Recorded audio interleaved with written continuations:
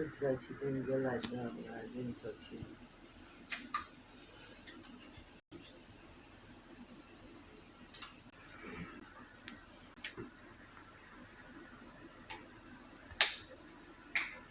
And power belongs to you. Today they have come to realize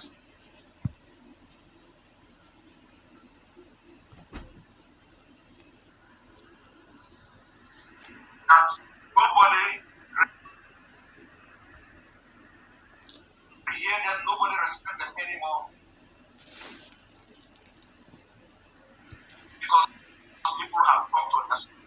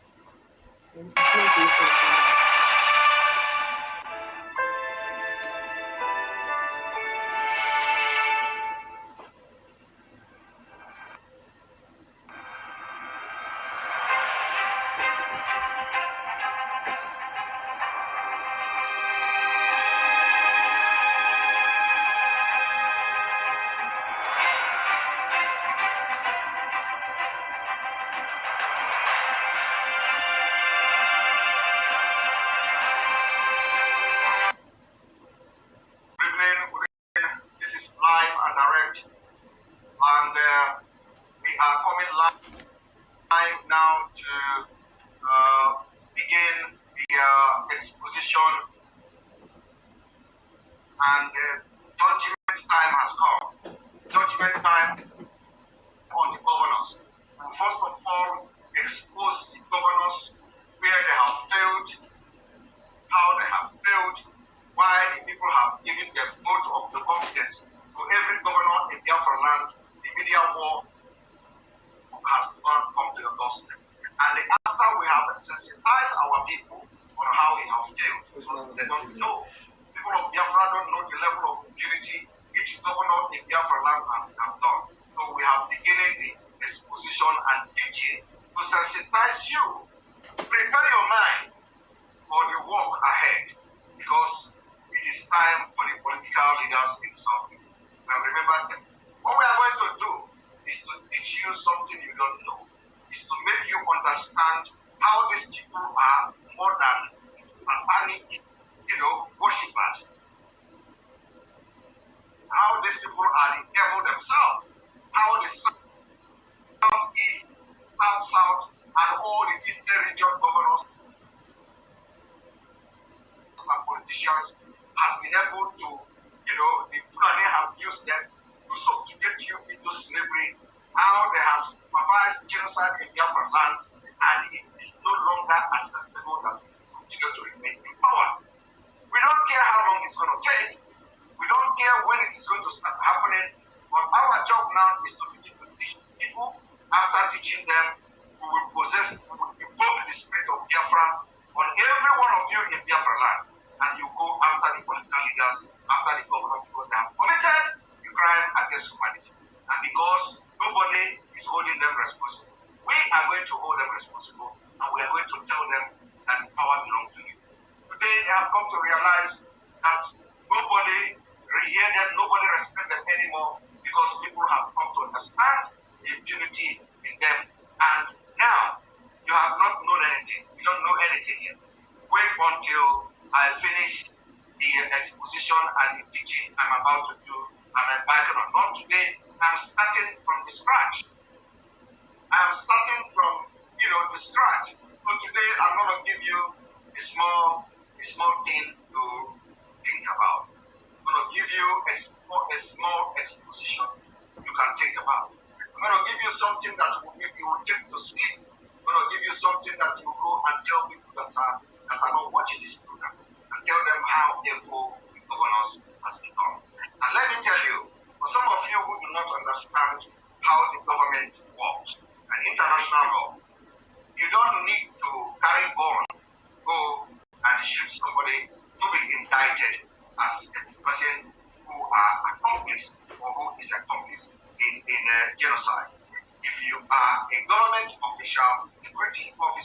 state, chief security officer of the state, and you are unable to protect the life of people, and the people doing the killing are the security agents, you are directly responsible for the crime. This has happened in almost all the states of Biafra land. In Abia State, we are going to start from Abia State today. In Abia State, we're going to start from Abia State. In Abia State, a lot of atrocities has taken place. A lot of crime against humanity has taken place in Abia State. We are yet to see if the Southeast governors will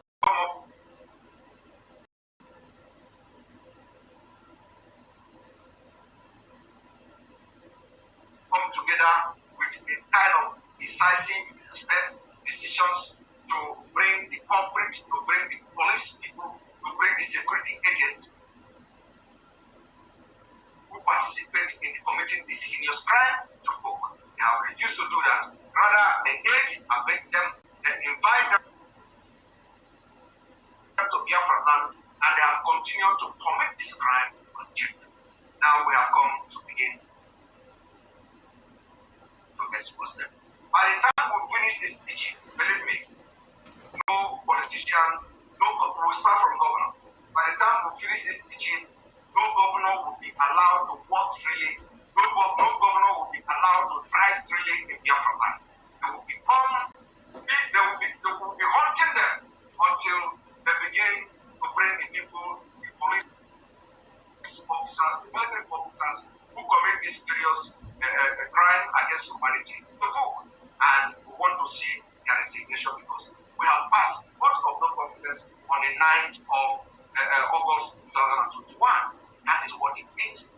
The people of Biafra have spoken and they say, these people, this governor, do not represent our interests, and we will listen to them again. And for that reason, they have lost every legitimacy to continue to remain involved.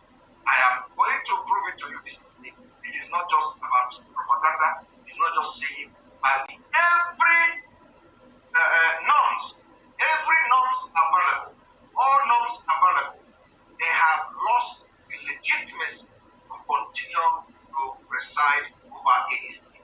And for that reason, we demand their resignation immediately.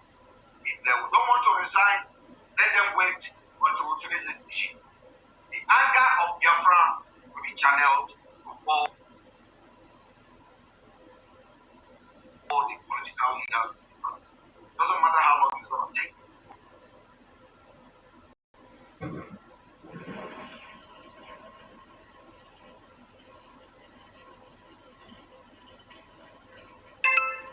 We have embarked on the teaching this. Welcome to the program. And your life will never remain the same because I am going back to those days you have forgotten. That's where we are coming from. We are going to be going back. Some of the events you may not remember anymore. That is how the governors are progressing.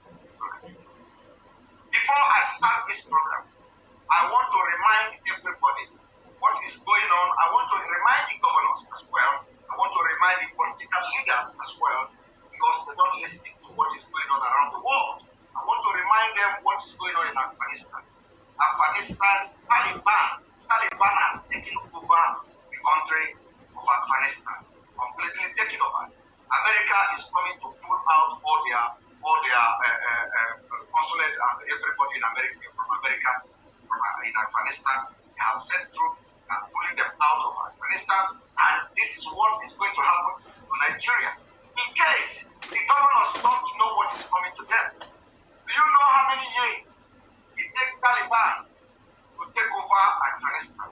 And do you people know? You don't know because you don't read history.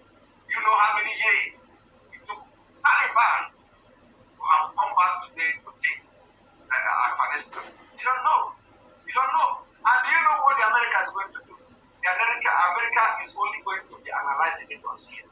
By the time they invade Maazi's village, America CNN will be announcing it. That is somebody said 20 years. So somebody said 20 years. By the time they invade Hokus on the map, CNN will be analyzing it. By the time they invade Obiano, be analyzing it. By the time they invade Okowa, CNN will be analyzing it. By the time they visit Kukwani, CNN will be analyzing it. And that is how, by the time they invade the white, CNN will be analyzing it. And the only thing the CNN will do is to come and sit and they have news to analyze. And they will be analyzing it. But before I start this evening, I want you to have a picture of what is to come to Nigeria if we do not hold the political people, political position holders, political leaders in Biafra land to ransom, and we are going to hold them. But we are not going to do it here. I want to teach you first, so that any day you are holding them, any day you are hunting for them, you know what you are doing. Any day you are going to rise up and go to government house, take over the government house in Biafra land, you will know why you are doing it. I want you to hold on, don't do it yet until you have been paid with the things you need. Now, I want you to watch what I'm about to do. One moment.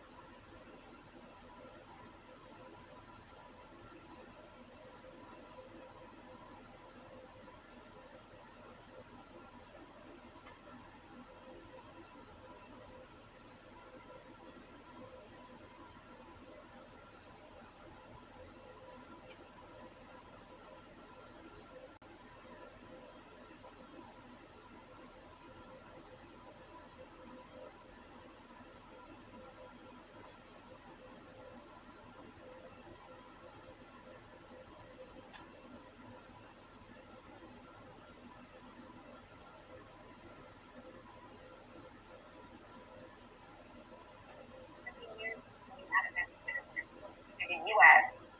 Is now completely pulling out all U.S. personnel from the U.S. Embassy in Kabul over the next 72 hours. That is different from what we heard on Thursday from the president, who said some personnel would be pulled out. Yeah, right now, as the Taliban is closing in on Kabul, the evacuation of U.S. Embassy personnel is well underway. A U.S. official says the goal is to get them out by Tuesday, if not sooner. Right now, you're looking at video shot by CNN that appears to show U.S. helicopters flying above Kabul, possibly carrying U.S. personnel. CNN's Clarissa Ward is live in Kabul, Afghanistan. Clarissa, help us understand what's happening there. Good morning. Good morning, Christy. There's a lot of moving parts here. You mentioned the evacuations of U.S. Embassy personnel. I mean, we have just heard a nonstop stream of choppers all morning going back and forth from the embassy to the airport. We also saw an Apache gunship accompanying several Chinooks. That gives you a sense, I think, of just how tense things are here. And that's because the Taliban are now very much outside the gates of Kabul.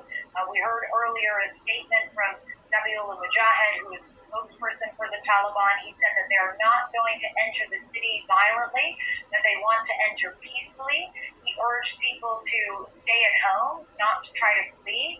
He said that there would be a blanket amnesty, basically, for anyone who had worked with the government or with security forces, as long as they did not try to fight the Taliban. And we also are being led to believe that there are sort of ongoing last-minute talks between the Taliban, between the government of Ashraf Ghani, the Afghan president, to try to come up with some kind of an interim government, a sort of peaceful transferal of power. We heard from Afghanistan's defense minister, again urging people to not panic, saying that the city of Kabul is still very much under control, that defenses are strong, and that negotiations are ongoing to come to a peaceful conclusion. But I can tell you, Christy, that that message is not being embraced on the streets of the capital. It has been incredibly chaotic here this morning, with people just desperately trying to get out of the city. The streets have been choked with traffic, long lines outside the passport office. Everybody frantically worried about what will happen when Taliban fighters do enter the capital, as it appears may be happening in the coming hours or days, depending on how those talks go. We just don't know. Christy? Morris? Clarissa Ward, live for us there. You and the crew take good care there. Thank you so much, Clarissa.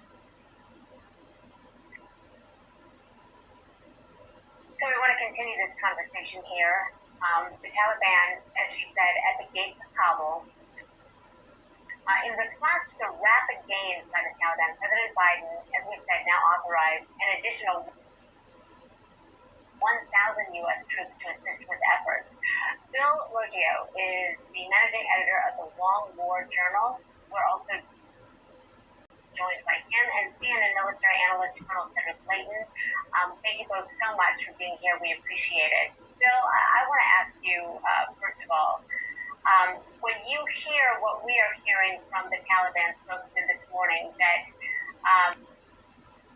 they want a peaceful and satisfactory transfer of power to be agreed upon, what do you expect satisfactory to be for them?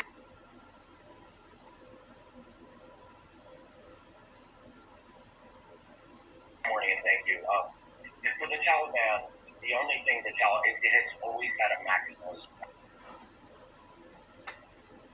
strategy or an objective here, and that is the reestablishment of the Islamic Emirate of Afghanistan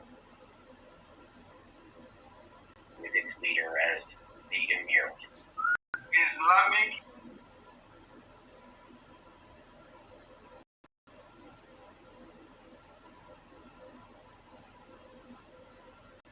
establishing the Islamic Emirate of Afghanistan. It took them how many years? I want all of you watching me this evening from say 20 years. This is what is coming to Nigeria. This is what these people are bringing to Nigeria. And you know what? By the time they come to Nigeria, CNN will be analyzing you like this. CNN will be analyzing you like this. They will be telling you Boko Haram, ISIS, all the West Africa jihadists, all of them, they want to negotiate a transfer of power. They have already transferred power. And your governors are complicit with the transfer of power that you are witnessing in Nigeria today. Governors in Biafra land, it is now we are going to deal with. We are not going to wait for America to put their embassy out of Nigeria. We are going to deal with it. We will deal with you because we are going to solve this problem now before Afghanistan begin to happen. Because we are setting the future of our children, not the future of the governors, not the future of Ekpa and Co. We are going to bring everything down before it goes to Afghanistan. I want everybody to watch and listen and watch and listen to what is happening. When the time will come, and we analyze you like that, and we can never allow that to happen. The Afghanistan now is going to be a case study. And they are not going to, they are going to nothing until you see this Afghanistan happening in Nigeria. Now, it didn't end there. Let me tell you, the police, the army, the civil defense, immigration, and customs. The difference between Nigeria and Afghanistan is that in Afghanistan, they are coming with force. In Nigeria, it is mechanism being put in place. They are following a very corrupt democratic principle to install the Islamic State in Nigeria. They follow what we call very corrupt democratic principle. How do that work? By putting their mechanism, their men, their representatives in different positions. They have hijacked the executive.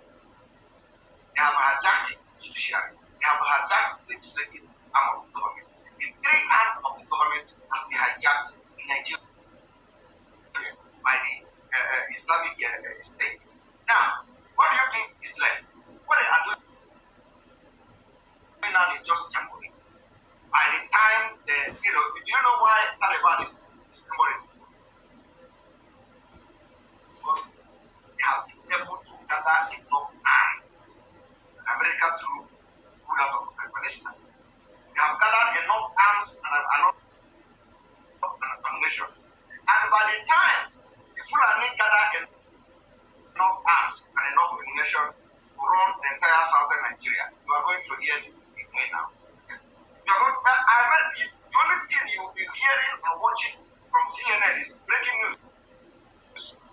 They have captured Lagos. Breaking news. They have captured Oyo State. Breaking news. They are now advancing to Edo Kingdom. Breaking news. Fulani have struck in Enugu. Breaking news. They have taken over, captured River State, the oil dome of Nigeria. Breaking news. They are now. This is what you will be hearing. As they are analyzing it now, is the way they will be analyzing Nigeria. Governors have continued to cheat. They have continued to lie to the people, even to the authority that they lie that they don't support Biafra. They have to come out now or they resign. And if they don't resign, we're going to chase them out of power.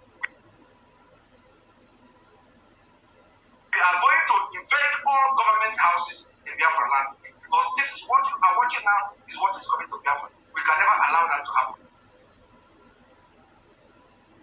The entire southern Nigeria must rise up. This is not about Biafra alone. The entire southern Nigeria must rise up. We have to start by imposing the seat at home.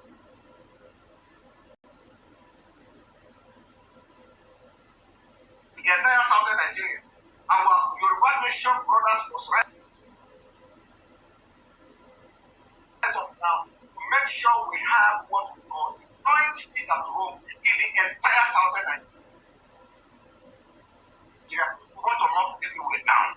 One day, 2 days, after locking it down, we have spoken. Locking it down means we have passed. Out of no confidence, we want to trigger what we call the extra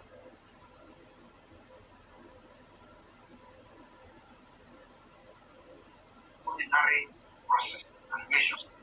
Make sure Nigerian institutions are now. The delay is very dangerous. The more you delay, the more you are inviting Afghanistan to Nigeria, and it is going to be very, very dangerous. We know it. It is going to happen. Don't say we did not say it. It is going to happen. There has never been any time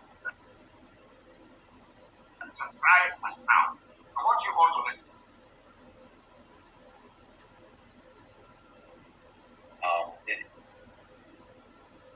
The Taliban have used negotiations as a ruse, as a smoke screen. We should never trust the Taliban when they're talking peace. They do want peace. It's not our version of peace, the Taliban's version of peace. Peace of the Taliban, it won't be peaceful for the Afghan people. The Taliban absolutely would rather take Kabul, rather than the Afghan government surrender and take control of Kabul. But it will make no mistake, it will take Kabul if the government refuses to surrender. There won't be power sharing, anything like that. Don't expect it from the Taliban. The people, our policymakers, our military commanders, intelligence officials, they've relied on this notion that the Taliban would compromise, that it would accommodate an Afghan government, that was never going to happen. And so, if the Afghan government really has no choice to surrender or leave the country. So, Colonel Layton, what is the national security security concern for the U.S. right now when we see the expediency by which the Taliban has moved through that country? 25 of their provincial capitals are now in the hands of the Taliban, and it's 25 out of just 34.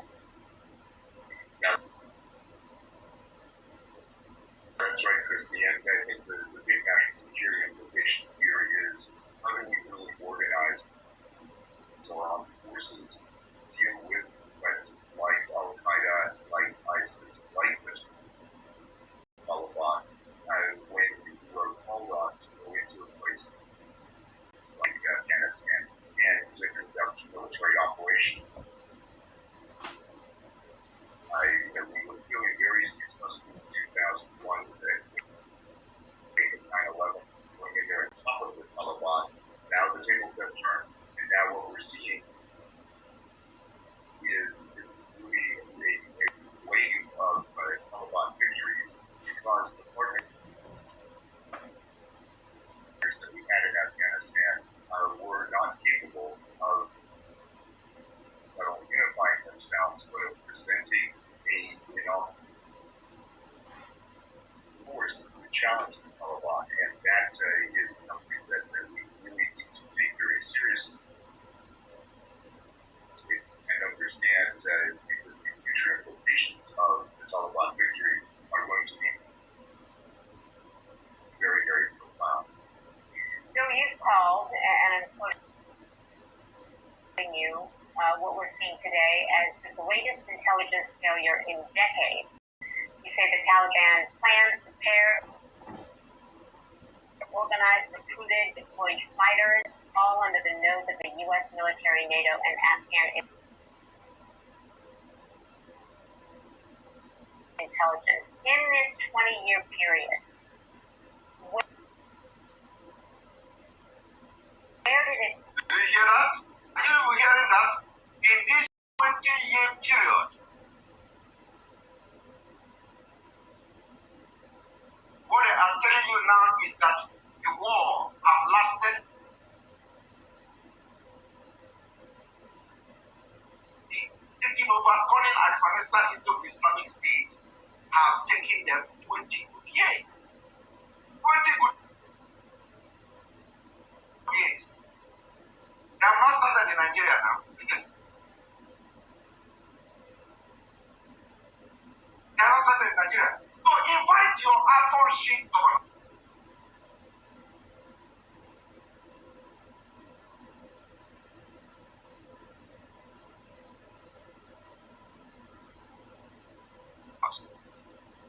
It is time I'm going to be insulting them.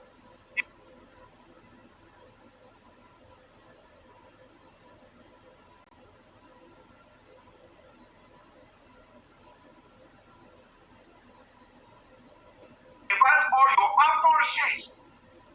Let them come and listen to what we are saying. Let them come and listen. Let them come and listen and hear. And I want everybody, with all the iPhone sheet governors to speak. Let them come and listen. And then you just think, what the hell do they know? With the body language of Nigeria, with body language of northern Nigeria, with the body language of Fulani, is that not enough reason? As then have the green light, have the governors, have the presidency, and the Fulani not giving them enough green light? What else are they waiting for? What else are they waiting for to know that these people who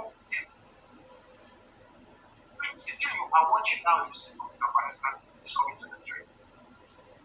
They want it to start happening first. They want it to start. If we fail to stop the Anambra election, we must not fail. Everything must be deployed to stop it from Anambra. Anambra election cannot hold. Because if that election holds, you have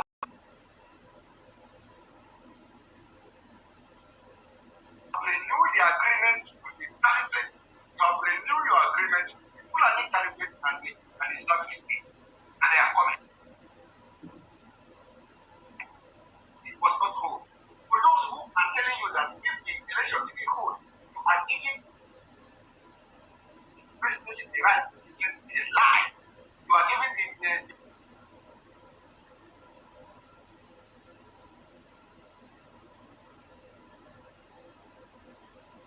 president needs to do that. Is a lie. It is that will be the beginning of Biafra. If you want Biafra, all of you watching me now and those who watch me, do you want Biafra? Do you really want Biafra? If you really want Biafra, no. Opportunity is in the next. You know what I say? You know, people don't know. Sometimes when we talk, it's coming. I told you, I told America, I told the UK. If you do not conduct referendum in Nigeria within the next 6 months, the situation will be very catastrophic. Do you want Biafra? Do you want Biafra? If you want Biafra, every road leading to Anambra must be locked. If the military come, let us fight war. Let us fight war. If you have gun, AK-47, bring it out. Every road leading to Anambra must be locked down. Election must not hold, because that is the language everybody will begin to understand and hear. Once we succeed in locking down Anambra State, to prevent the repeat of Afghanistan, it is a fight for survival. It is not time. The way you disagreed, disrespected, not listening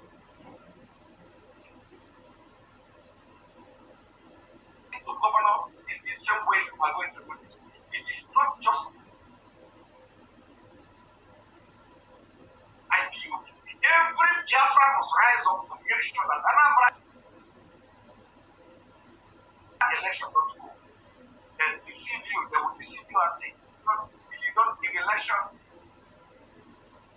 they are going to write the result anyway. If you do not have election, they are going to bring somebody, Musa, to come and lead them. It's a lie. They can't do it. They can't. I am telling you today, if you feel today, some of you are already on the 16th day of August 2021, and nobody can impose anybody in Anambra.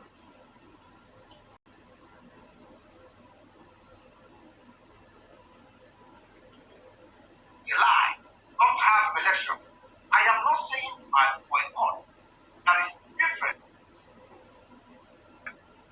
There is difference between boycotting an election and not having election. I want you people to pay attention. When you boycott election, some people will not boycott election. If you call for election boycott, some people will not boycott election. It means that you are allowing the INEC official to enter Anambra State. It means that they are going to write the result anyway. So it is not boycotting election. We are not boycotting.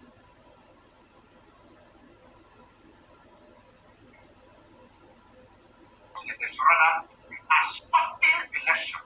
We are preventing election from happening. We are preventing INEC official from gaining access to Anambra. Are you people hearing me? Anybody that is INEC official in your family now, tell them to resign. Tell all the INEC officials to resign in Anambra State. All of them. We are ready to pay them. To pay their 5,000 they are paying to them. We are ready. In fact, give me the names of combine the names of all INEC officials in Anambra. We can debate it. We can debate it, and we will present it to the IPOB, the leadership, and debate it there. If it is amounting to pay their salary, which we are not supposed to do, but if it amounting to debate whether we are going to pay for 5,000 and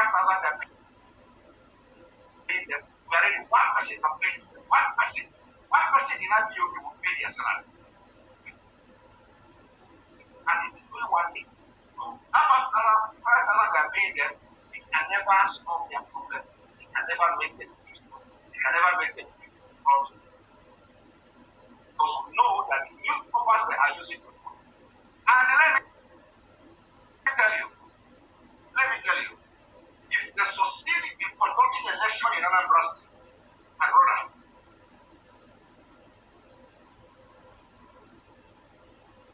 the next trial will be in 2003.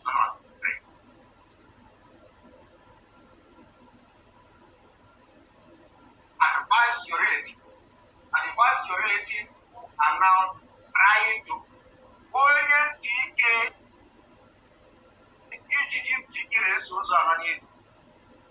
if you have a brother and sister saying that he is now one of the electoral officers, my brother, let the person go around his or her will. Because Biafra G win or no man. At the time we finish this lecture, I'm backing on now. People will eat you wrong. People will eat your flesh raw. Inform your people. The show has started.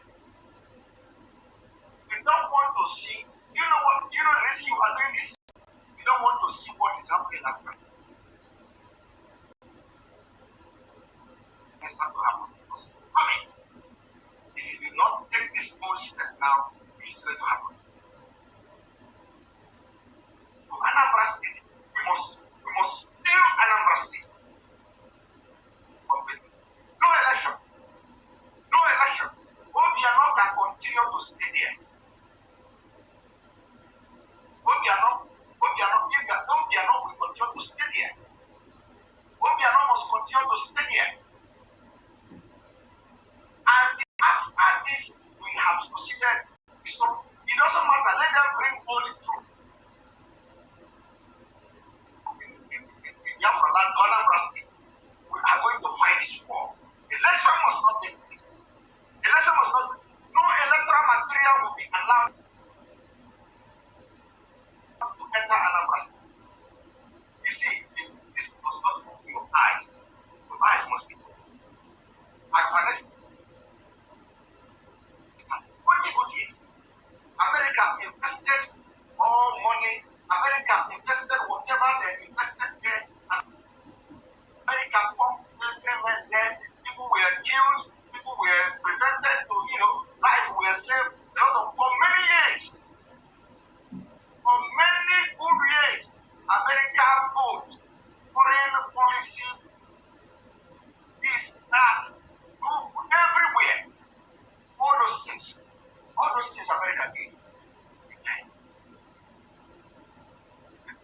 Are you hearing it? All the things America did. Alagodi.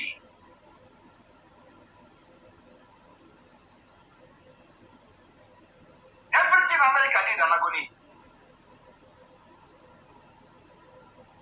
All those money they spent in Afghanistan, everything is gone. And Islamic State in Afghanistan is in charge. And you know what? The highest CNN will do, the highest CNN will do is to analyze the way they analyze it. So Obiano will remain, and immediately we succeed in stopping the election. Obiano, if he like, he continue. If he don't like, he step down. And if he continue, it must be Biafra. if he continues to be a governor, if he wants to remain in the seat, it must be automatically Biafra. Automatically Biafra. We are going to hold this. I want you people to watch what is going to happen. This is going to be a game changer. You see, we have succeeded in state at home. Anambra has been one of the best in compliance when this is at home. But we are not going to even lecture them. The lecture I'm giving you now is for you to know the reason why you must vote. You know, the reason why you must make sure that the election didn't take place in Anambra State. Election must not take place in Anambra State. It must not happen. I want you to watch. Intelligence fail? Was it early on? The greatest intelligence failure in decades. You say the greatest intelligence failure in decades. That is the only English note. Nothing else. Nothing else can be done. It is going to end with this drama and analysis. And planned, prepared, organized, recruited, coalition fighters, all under the nose of the U.S. military, NATO, and Afghan intelligence in this 20-year period. Where did intelligence fail? Was it early on? Did the Taliban see an opening, say, 10 years ago and they started to reorganize? I mean, how did the U.S. miss this? Yeah, and I want to be very clear. I know individuals in the U.S. intelligence military establishment who saw this, but this is an overall failure in leadership of political, military, and intelligence at the top levels. They thought that they never understood the enemy. They pretended that the Taliban would disassociate with Al Qaeda. They thought that the Taliban was working, so they ignored the Taliban strategy, the Taliban's objectives. And by 2018, General Miller, who was the last commander of U.S. forces in Afghanistan and NATO as well, he said as the Taliban was slowly seizing control of districts and implementing its rural insurgency strategy, where it would take rural districts and expand its control. He said that he rejected the security situation on the ground and said that negotiations with the Taliban is the only measure of success. The U.S. military leaders, intelligence leaders checked out on the Taliban. They thought they were going to get a deal on the table. They never believed that the Taliban was capable of overrunning cities. It actually happened in that time period when General Miller made that statement. Everyone should have seen this coming. If I was able to see this coming, I don't understand how the U.S. military and intelligence establishment, which has billions upon billions of dollars at its disposal, was not able to see this. This really is the greatest failure since 10. And Colonel, what does that say about the lack of intelligence now that the U.S. will have in that country, and how that affects the national security, not just of the U.S., but of countries around it? Yeah, Christy, is failure to understand the bill so correctly points out is really a part of the matter, and when we look at the technical aspect of intelligence collection, back at the beginning on that, I really adequate collection resources covering Afghanistan makes forces that are currently in trouble trying to protect the U.S. Embassy personnel and potentially Afghan civilians makes them blind. And when you're blind to them and you can't tell what's going on, you're at an incredible disadvantage of tactically and strategically. And that's the kind of thing that we're dealing with right now. In the future, this is going to be a huge issue because the Taliban can do many things even when we're watching them. They can really do a lot of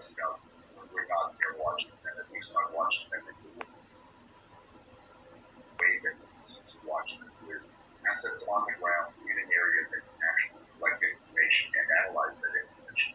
It's a failure of collection, it's a failure of analysis, and it's a failure of putting all of this together and making meaningful intelligence available to our policymakers and leaders. Colonel Senator Clayton. Thank you very much. Thank you very much. Let me tell you. You don't know. Let me tell you. You have just watched it. Now, let me show you just a brief of the cost of life and money in Afghanistan for these 20 years. I want to show you one moment. Because people don't, you see,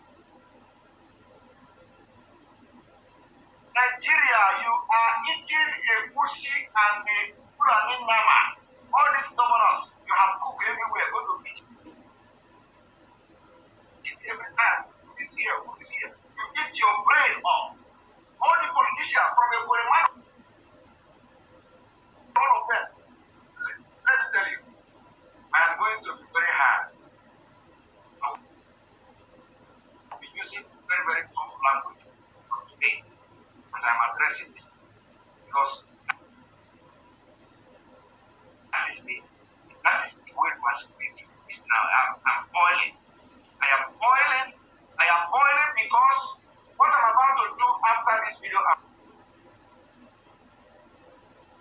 I'm showing you shocking. Because I want to take you back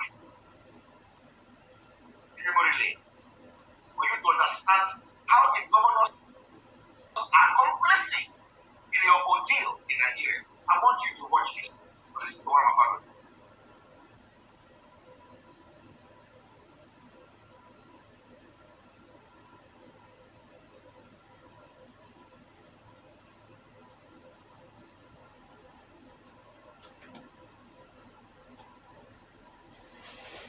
Now, this is the cost of Afghanistan war. The cost of Afghanistan war. You see,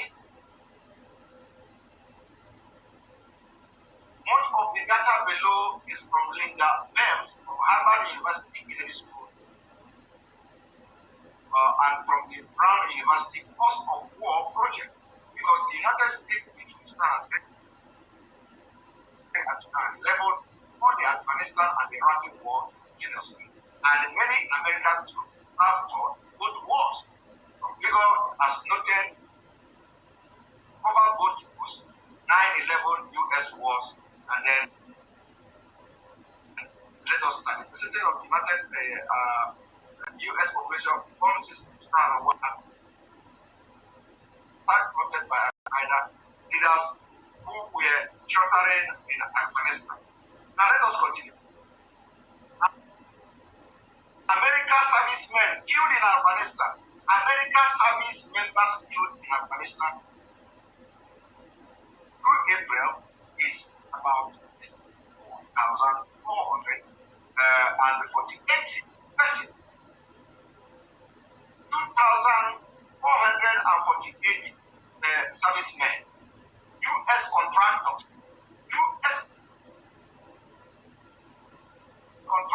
killed in Afghanistan, 3,846.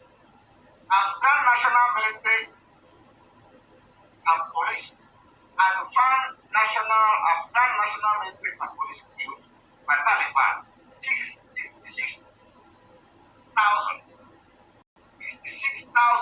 killed, trying to prevent Islamic State. Other army service members included from other NATO member states, 1,144 people killed, soldiers. And then it come to civilian, Afghan civilian killed 47,245. Now, Taliban and other opposition fighters with 1,000. All the Taliban people killed have lost 1,000.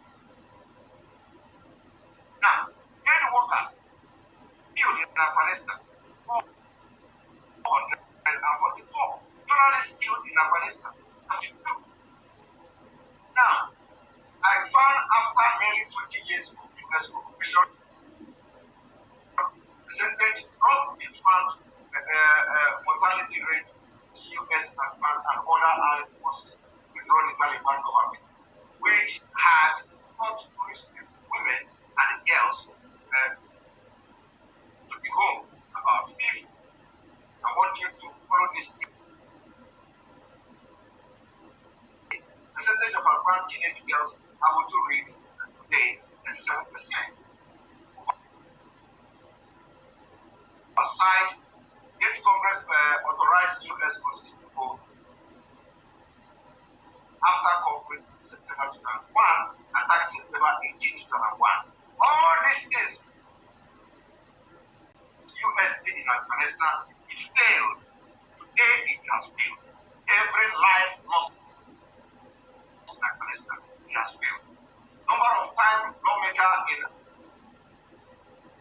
in Senate Appropriate Defense Subcommittee addressed cost of the Vietnam War during the conflict in 1942.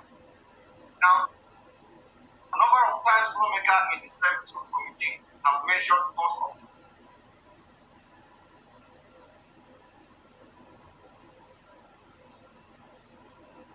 Afghanistan, Iraqi war, who made summer 2001. Number of time lawmaker, and these are just what you should understand.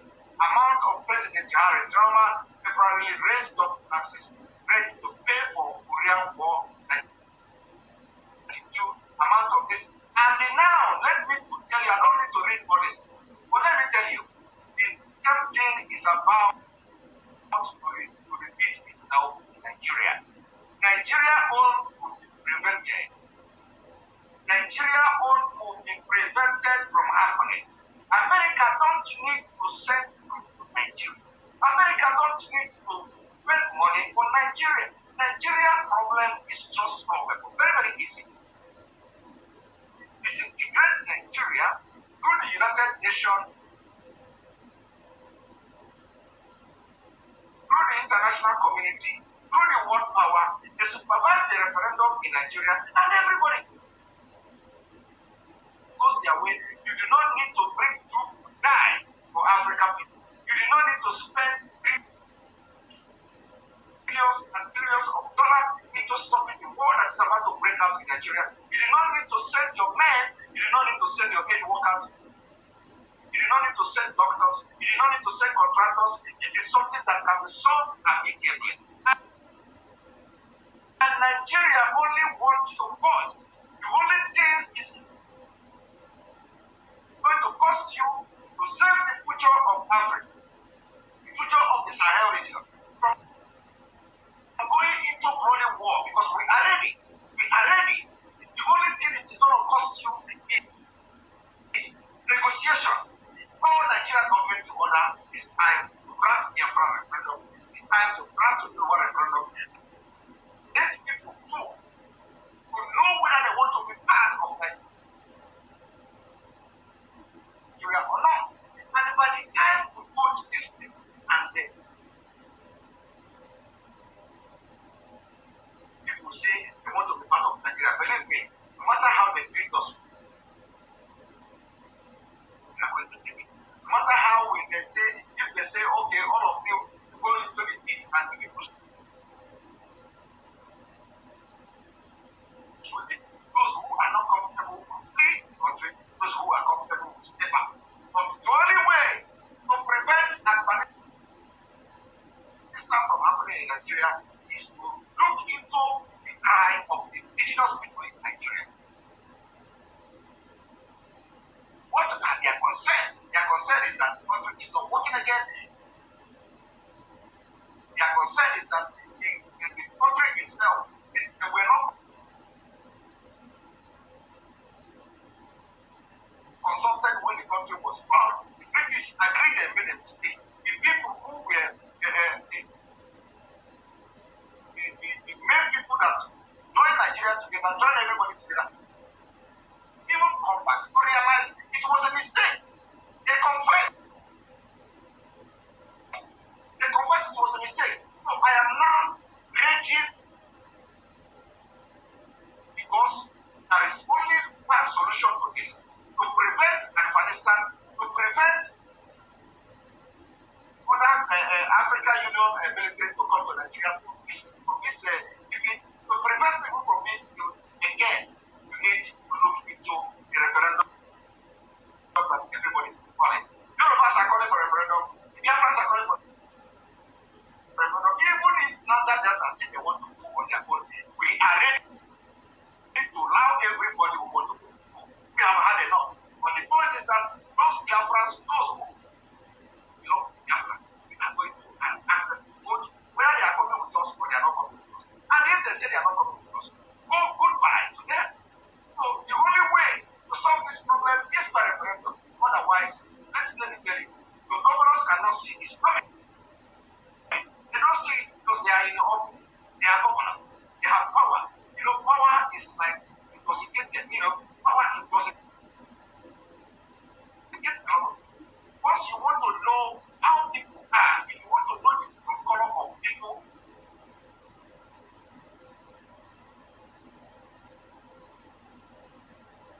give them power. If you want to know whether somebody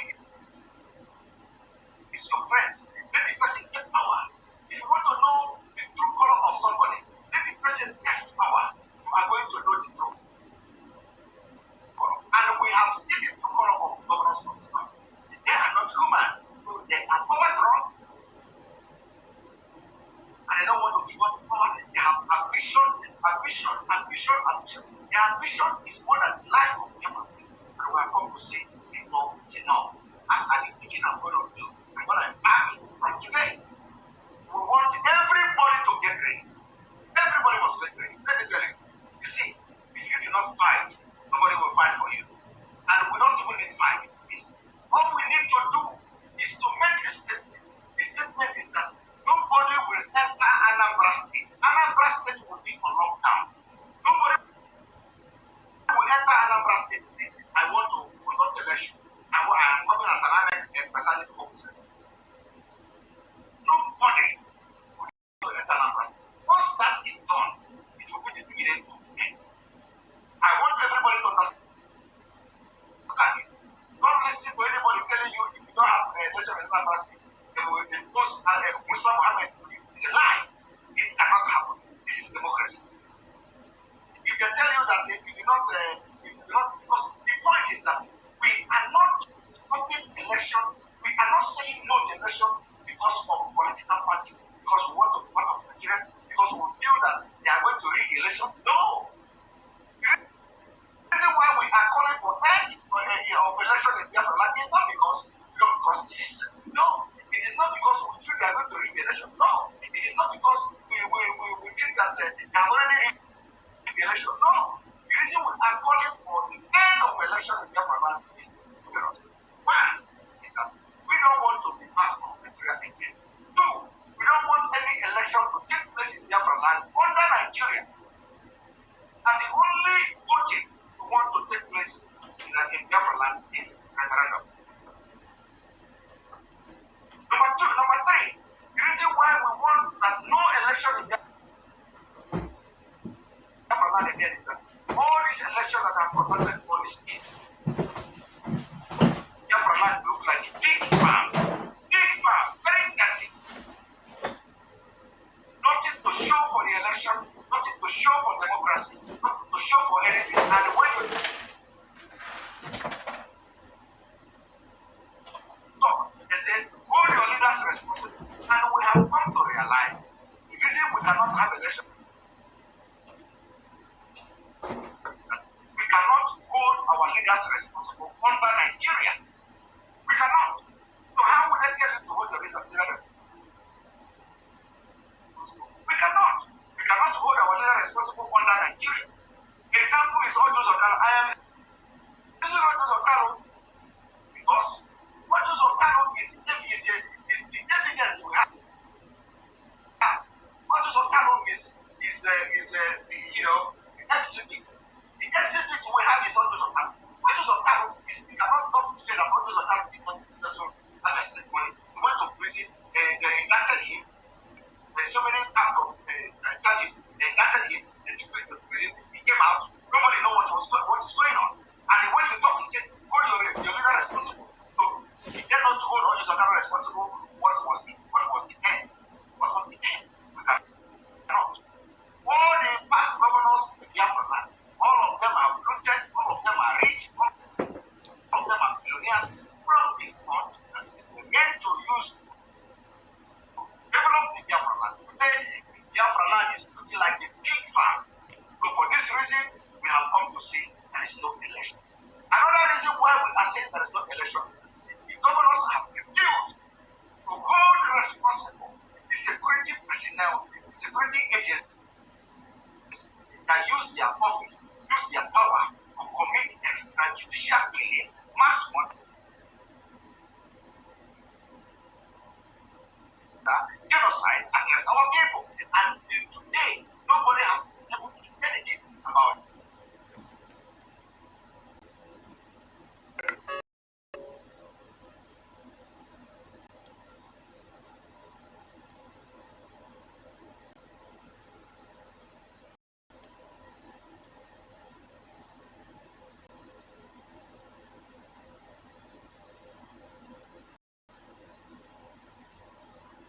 I said, I am beginning to bring the memory back. I want you to pay attention to this.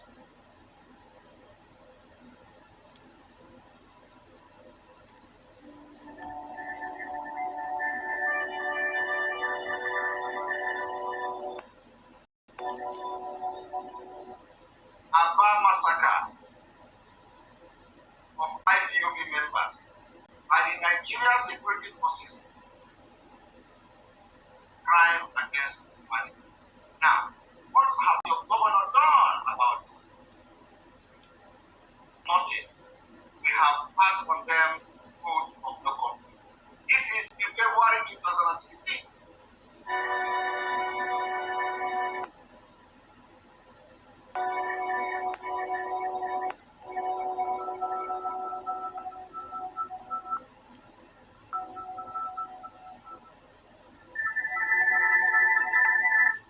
They killed IPOB members.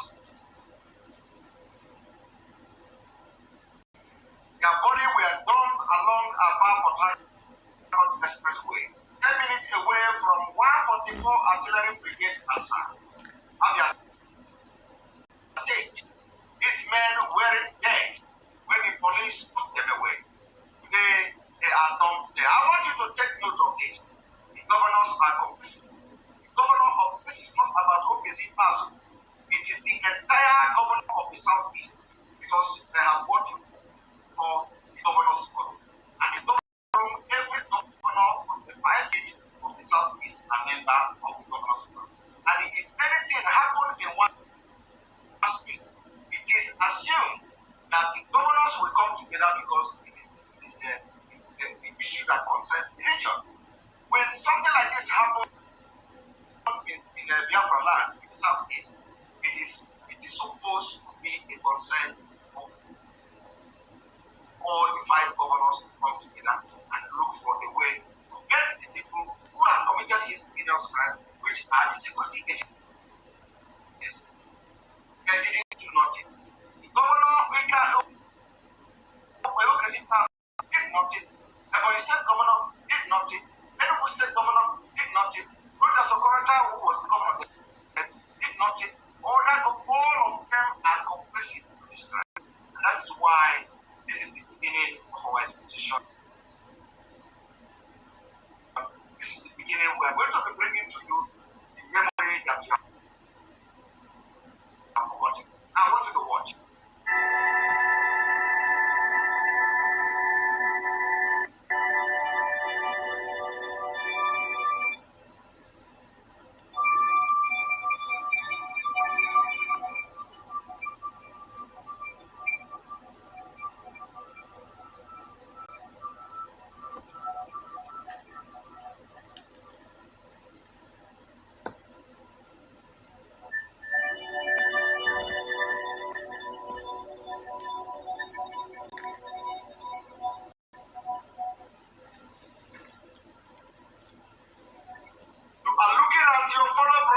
and sisters, the members of the indigenous people of Biafra IPOB, people have died when it's trouble for Biafra. It was in 2016. People have paid ultimate price. Do you see why a lot of people don't know what has possessed them? Do you see? A lot of people don't know what has possessed them. Apart from the millions of people that died for Biafra war, you don't know the spirit of Biafra. It has entered autopilot. When you look at this, this is the autopilot of the Biafra struggle. You don't know the spirit of Biafra has possessed millions of Biafrans all over the world. And whenever we hit the jackpot, whenever we hit the jackpot, everybody will begin to feel the spirit.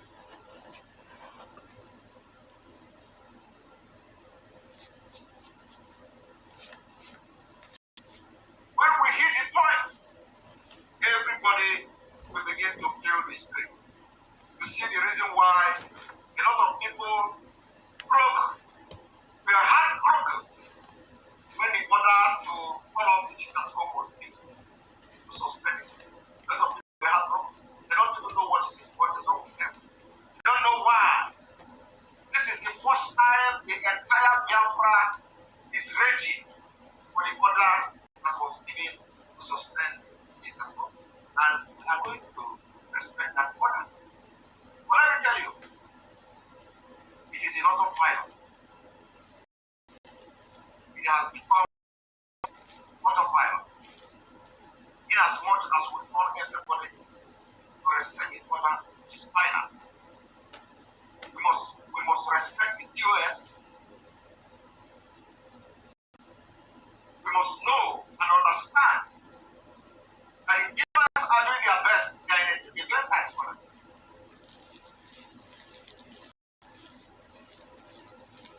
We must respect them. Their life, their self, their family, and they are not going out anywhere tomorrow. They are going to observe this. We can't forget it. It is the spirit of Biafra that's possessed.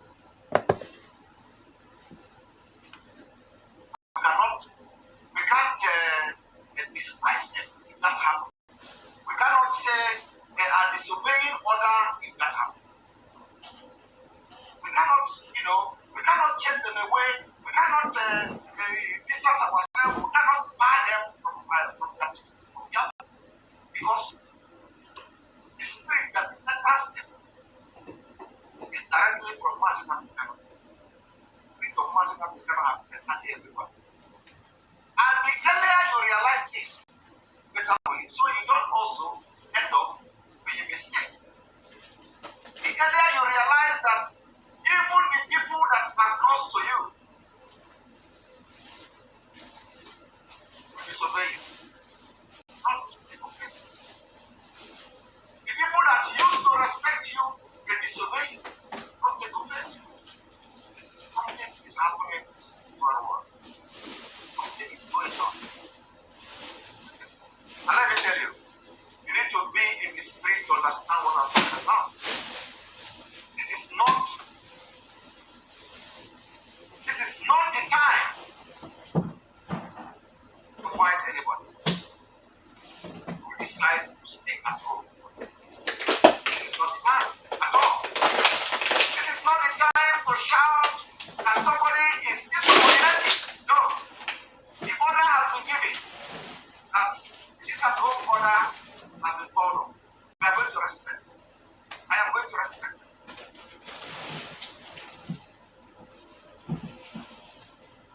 But like I said, no control over what happened. Because Biafra struggle is in autopilot. Nobody should blame US. What US for? What is happening now is going to take a lot of time for people to understand. And you should be surprised. You should be surprised. The order for sit at home came from DOS, the Biafra leadership. Leadership of Biafra, you didn't advise him. Did you? DOS is the highest authority.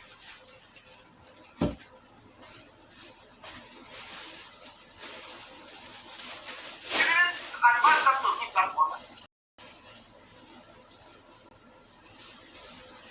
And when that order was being given, DOS leadership of Biafra did not consult. They didn't consult. Not again. The way to what the order. The people came against it. You have to explain to them the reason they must not come against it. And but you know what? It was a divine. It was a divine order. It was a divine order. Very divine order. Because when the leadership of Biafra was giving that order, they didn't know. They didn't know how Biafrans would take that order. It was like something very impossible. But let me tell you, it was spiritual. It was spiritual. It was not ordinary. It was a very big, very, very big step.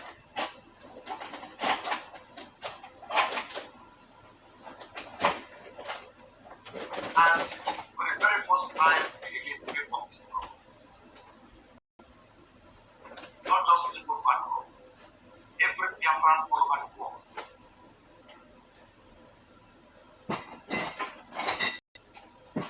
But I pray, and it's calling all of the that from by our leader. And we are going to obey. We are going to obey. Looking forward that the Spirit will also lead the leadership of the Biafra movement to come up with something very important. Because October is far. October is far.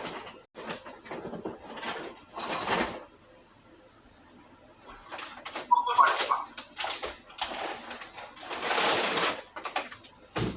We have to respect that order. And I am appealing to everybody to respect it. You don't need to, it is ordered, but like I said, the Biafra has entered autopilot. A lot of people are being possessed by the spirit of Maazi and they don't know it. So you can imagine, you know, the point is that I am just praying for people to see what I'm seeing. Because I am seeing something others don't see. I'm seeing something that very few people are seeing. That is why I say the spirit of Biafra, the spirit of Maazi has possessed people. It not just have millions. And even this tomorrow, we have got the order to sit at home is off. But let me tell you, people will not come out. And what I'm saying now is that don't blame them. Don't blame them. They are under control of the Biafra spirit. And it's for a purpose. We must not chase this spirit away. This is the spirit of freedom. This is the spirit of victory. We must not chase it away. Because the consequences of chasing the spirit away will be overwhelming. We may do right decision, we may do wrong decision. It doesn't matter. But identify when this extraordinary spirit has entered you. Identify when the movement has entered autopilot. And pray for wisdom. For God, wisdom. For Chukwukika wisdom. To be able to make everybody fit in. Because it is going to be very disastrous. People don't know what I hope that people that matters are listening. It is going to be very, very disastrous. Remember what I said. It is not a prophecy. It is a message, a direct message from God. I said the struggle has entered autopilot.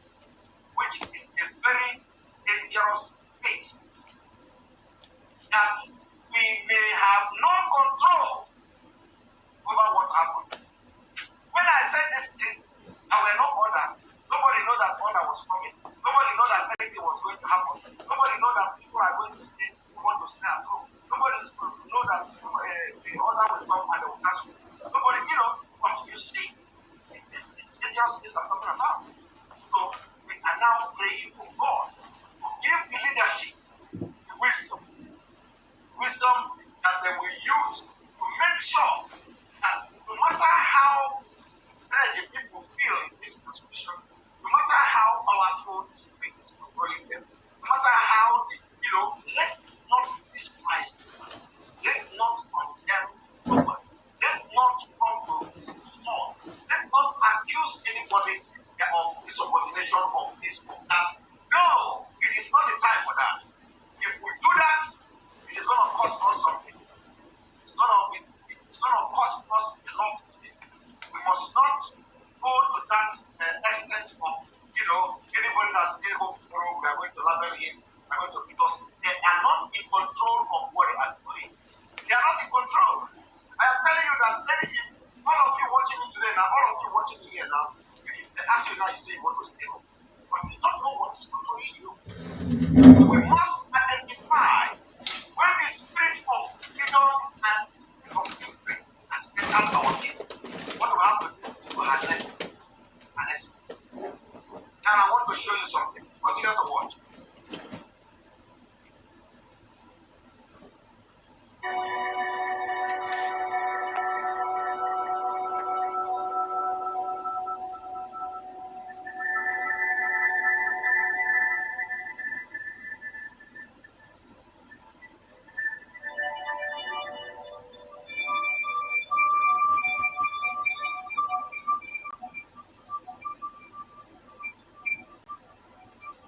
These are all your brothers. They died for this struggle. They were not criminals. They were not unknown gunmen. They committed no crime. The only crime they committed, if I thought there is crime there, is that they say we want to be free.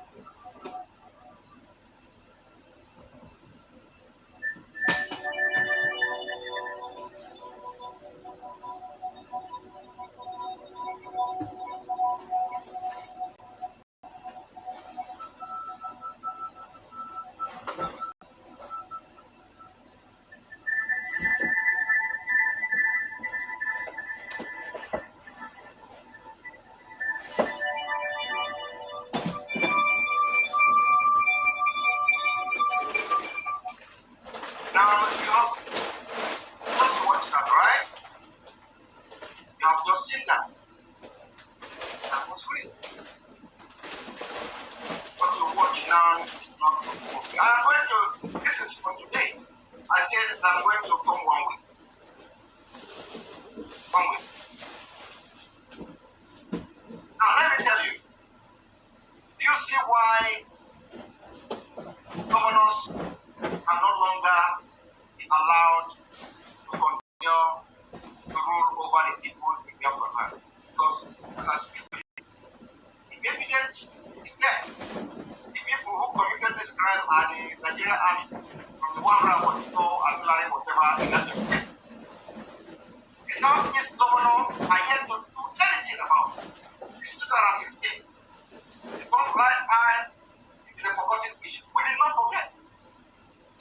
We did not forget. And we will not forget. So we have come. We have come to tell them that it's over.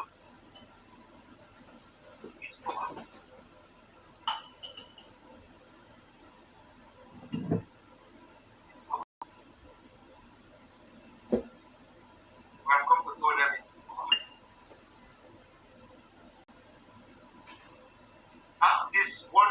reason for us calling the governors to resign.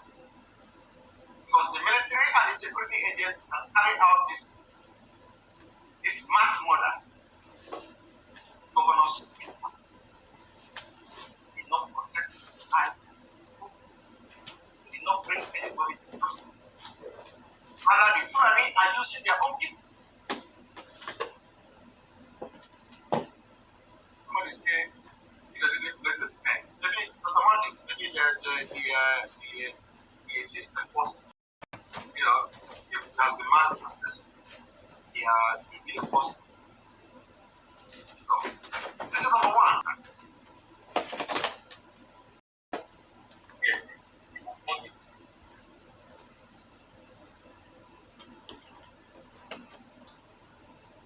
Now, by the time the Fulani finish with the governors of the South, by the time Fulani finish, you see military going to eastern Nigeria, going to Biafra land to hunt for ESN.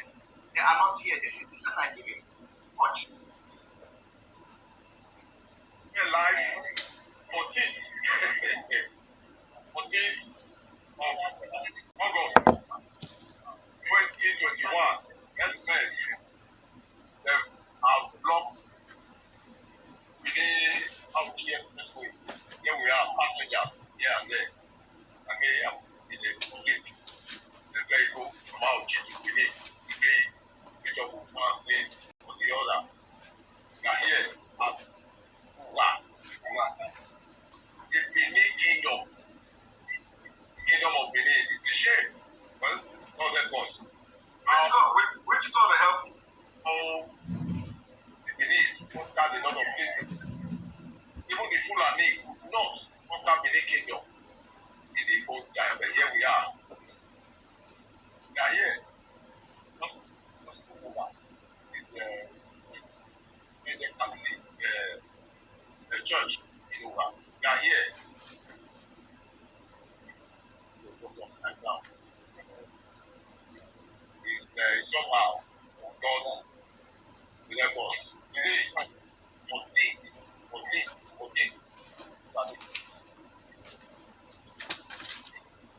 Just pray that let's this will help us. Yes. This is about wait. It's just 8 o'clock now. We've been here.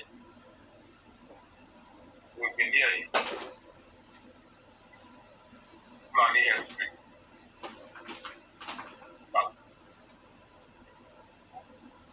We've been here. And over.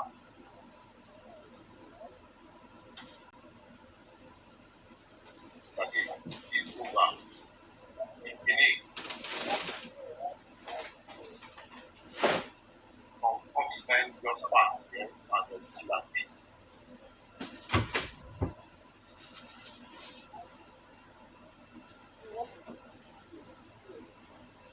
So by the time they are ready, by the time they will be ready for you, like they are doing in Afghanistan now, you will not even have the opportunity to stay like this and kill it. What they are doing now is ordinary kidnapping now. They are coming. And you see, when they say nothing, Afghanistan is 20 good years. 20 good years. And you know what? When they finish in Afghanistan, they were going to send some men down to Nigeria is a big target. Nigeria is a big target. You don't know? You don't know that Nigeria is a big target? They are pumping money. They are sending all of them from Central African Republic from everywhere to Nigeria. It's a big target. Nigeria is a big hit for Islamic State. So stay there. If you do not rise up against governors now, these people will sell you out, they will run abroad. And then all of you will be killed. Just like the Taliban and Pakistan in Kabul, the president is running. Everybody on the run. The president of Afghanistan on the run. The American embassy in Afghanistan on the run. Whether they have British there, everybody is on the run. Nobody can stay there. Because they have come to destroy Islamic State. So the 20 years, 5,000 of their people of Taliban killed. It was 20 good years. Today they have very organized, very strategized, well armed, and they have men recruited and trained them. And have taken over Afghanistan. And you don't know how big Afghanistan is, do you? You don't know. You know that in the mountain, in Afghanistan, in the mountain, hey, you know, people don't go and check the map and see how big Afghanistan is. Now, one moment.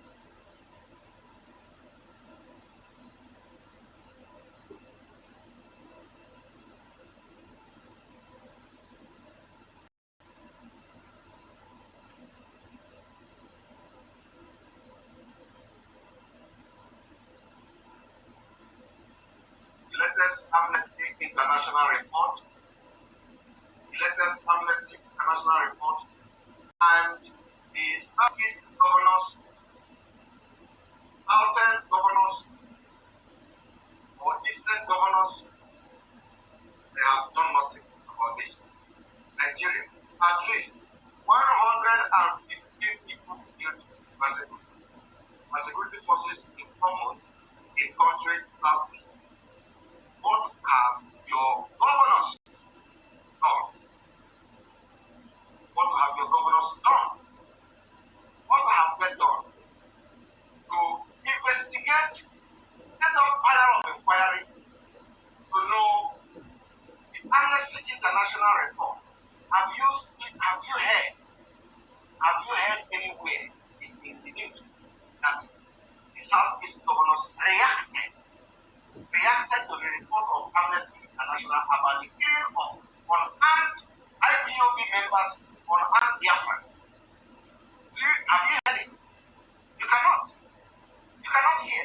If you hear, just tell me. Did you hear anywhere where the governors have come as a governor of the region, governors forum of the region, come to say we give precedent on the report? And of course, the report is fine. It's not like a lie. But did you hear the governors coming to make any move to hold Abba Kaere? Because he was the one who orchestrated this killing. Abba Kaere and other criminal Fulani, he had these policemen and men. Do you hear anywhere where the governor has come to say we are doing everything? Hold them accountable, and they must face the law for extrajudicial mass murder and genocide against them. We did not see that. So governors, their time is gone. We cannot trust them anymore. They have shown that they are going to do everything to kill our people. We continue to be in power, so we are giving them vote of no confidence to resign, or we will resign them. It doesn't matter how long it's going to take us. By the time we finish this teaching, the Biafra spirit will possess our young men, our young women, and we are going to resign the government by force. We are going to take over the government house. We are going to resign them by force. And it is going to start from Anambra State. Anambra State, no election. It's going to start from there because they have failed. They failed to carry out the reason why they elected. They have not come to give statement on the Amnesty International report. They have not come to indict any policemen. They have not come to indict any military. They have not come together to give a voice, to give the people hope. They have not done it, and they are not going to. That's number one. I'm not going to go into detail, reading all the reports from the Amnesty International. I'm not going to do that because I don't have that yet at this point. Remember, a lot of things we are going to do. I don't have the practice, but I'm just showing you that one as security forces. Amnesty reported security forces killed in Formal.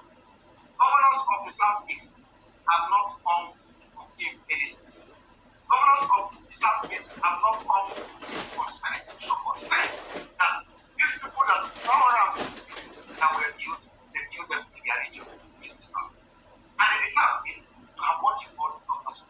We are demanding the governor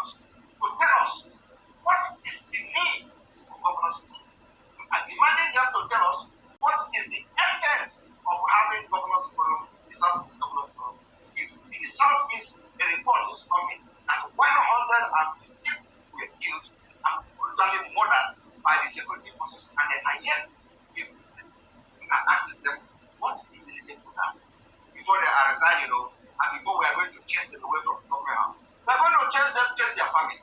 I want you to watch what I'm about to show you next.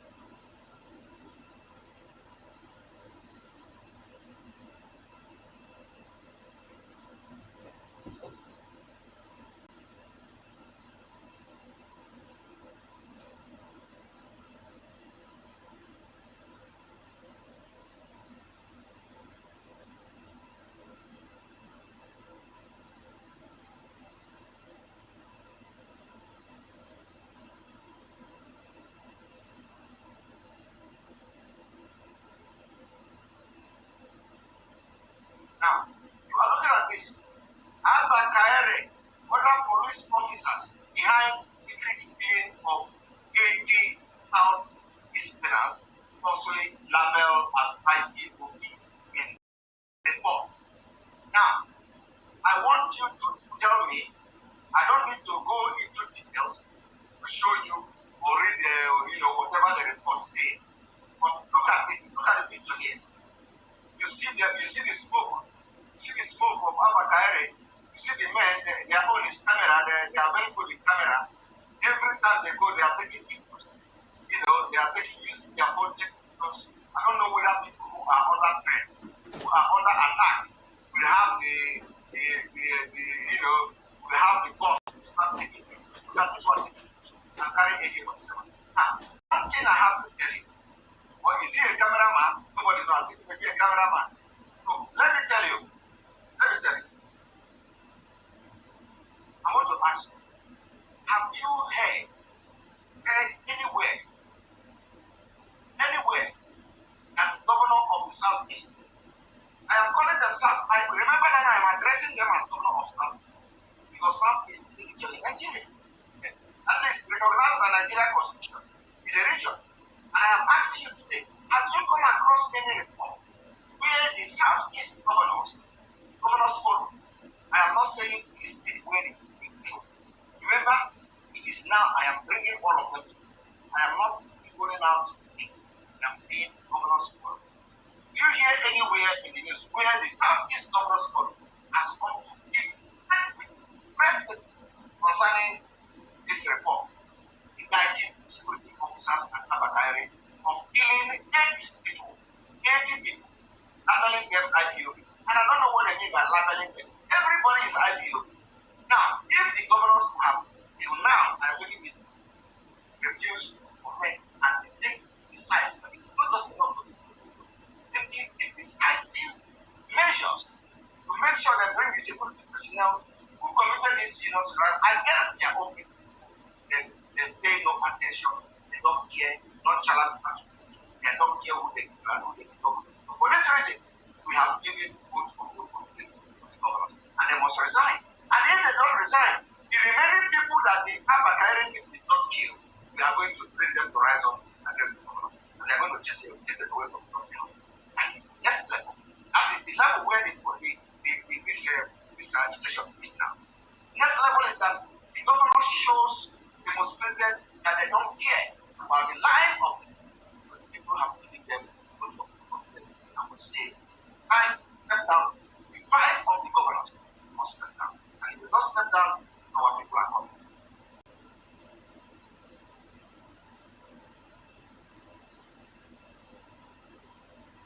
And you also, you may have also read this news. You may have also read the news which says soldiers watch as defenders killed by people get order to stop attack. Nigeria monarch. This was unjust. In Plateau State, the monarch confessed that soldiers did not attack and prevent the Fulani killers from killing because the soldiers told the monarch that they did not get order to kill the attackers. But in Biafra land, governors are giving order. We have watched Opus on them coming publicly to say, I ordered the combat. I ordered the military to come to your state. So, Listen. Southeast governors did not rise up in this room to condemn his action. They align with him. Their silence means that they accepted his decision, bringing aircraft to bombard Biafra land after the war, and giving the entire governors. I am giving you a reason, it is step by step. And this reason I'm going to be giving you every day until I'm satisfied. This is true. I'm giving you the reason now we are giving them much of the money. I will say we must step down, otherwise we are going to strike them down by ourselves. And it is going to happen. Immediately after this teaching, we're going to take one week or two. People will be possessed by a very dangerous spirit from Biafra, or in a very positive way, and they're going to come against the governors, and we'll see it happen. It's going to happen very soon, and Biafra will come. The beginning of Biafra is here. Everything that is going to happen is good. Autopilot. Don't blame anybody. Don't blame anybody. Try to make sure that God give you the wisdom, money, how the people will behave from now on. That is what we are asking. Leadership of Biafra must need to learn and pray to God to give them the wisdom to manage. To manage. I say manage. To manage the people. Because it is going to be very, oh my God. You don't know what is coming. What is going to happen, I have seen all of them. I may not see everything, but believe me, I'm not ordinary. When I'm talking, I know what I'm saying. So what is going to happen? You need to be disciplined, to be able to understand, so that you will not make mistakes. So I will be able to ask God to give you the wisdom to grow what they are going to be doing from now on. It's very, very important. It's very, very important. That's why I'm making this decision. Don't keep your face. Don't abuse anybody. Don't abuse anybody. They are not doing it now. If anybody disobey you, don't get angry. The person is not doing it by himself. The person is not doing it by himself. And whether the spirit controlling that person is a bad spirit, no, not a bad spirit. Anybody that disobey you, don't take offense. This problem has entered the face. It's face by face. We are no longer in control. But let God give us the wisdom to manage. Very, very important. Very, very important. I am begging. It's very, very important. Let God give us the wisdom to manage it.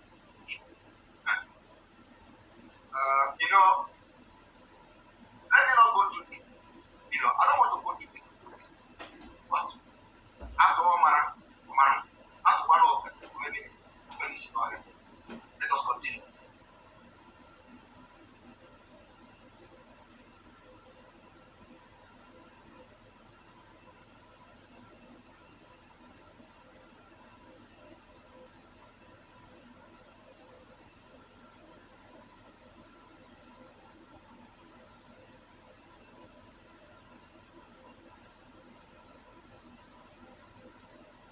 Now, another reason we are giving vote of no confidence on the governors of the Southeast, and we are asking for their immediate resignation, and asking them to resign, otherwise we are going to resign them. Now, the killing of IPOB in Enugu State, let me tell you opinion of people. This is opinion. The killing of IPOB members in Enugu, this is an opinion. What is the opinion of this person? The opinion says, sir, my heart grieved with badness as my attention is drawn to the recent incident clash between members of indigenous people. Therefore, it was not a clash in Enugu. The security agent, which have again led to the death of many citizens in Enugu, was not a clash in Enugu State 2 years ago. Despite the fact that IPOB is a proscribed organization, and in spite of my long-established Nigerian credential, I condemn in very strongest terms any extrajudicial killing of any IPOB member, any Igbo man or woman, and indeed any Nigerian without due process. I am paid by this killing to say it.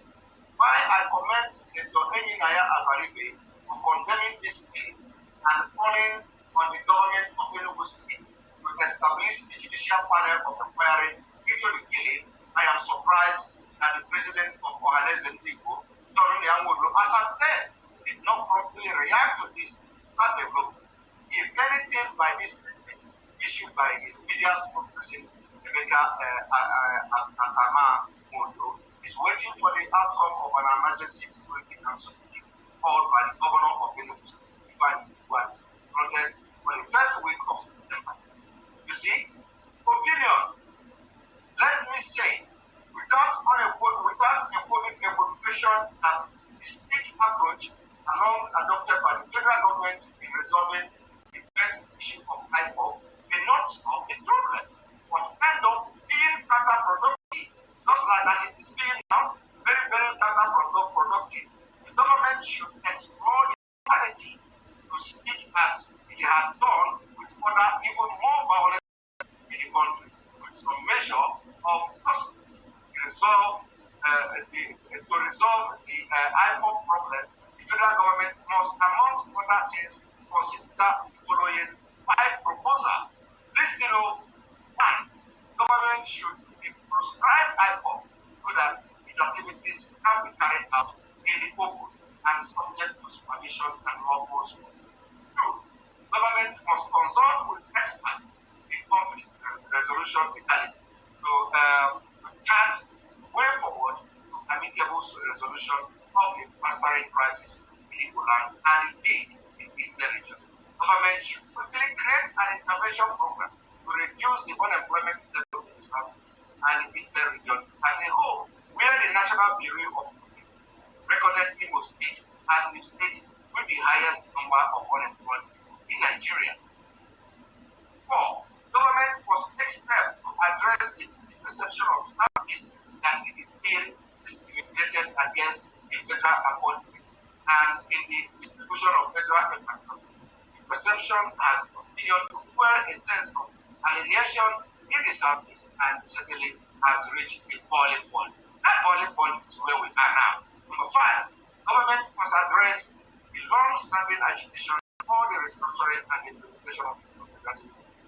Restructuring does not mean the division of Nigeria into separate countries.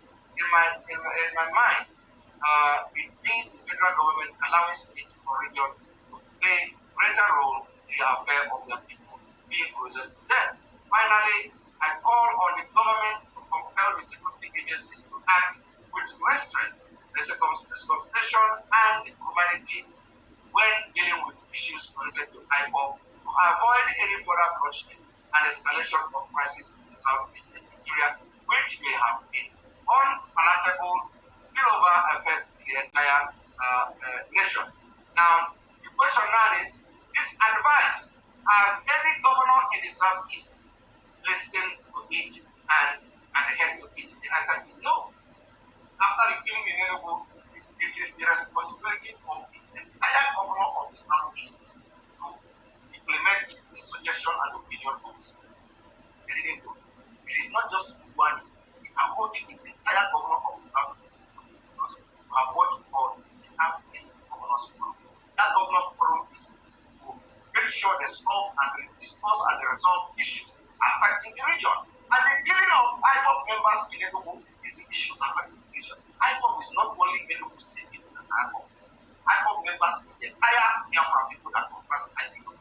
For the fact that the entire Biafra people comprises IPOP, anybody that is killed in any state will have killed in all states of Biafra land. If you kill somebody in Enugu, you have killed somebody in the entire state of Biafra land. If you kill somebody in Abia State, you have killed somebody in the entire Biafra land. If you kill somebody in Imo State, you have killed somebody in the entire Biafra land. And for that reason, because it is in the region, and IPOB is not just a party, it's not just a movement from one state. This is a movement of the entire Biafra nation. For that reason, the 5 governors of the Southeast are held responsible for killing in Enugu State because they have failed to live up to the expectation, they have failed to live up to the responsibility, and we are passing the vote of no conflict.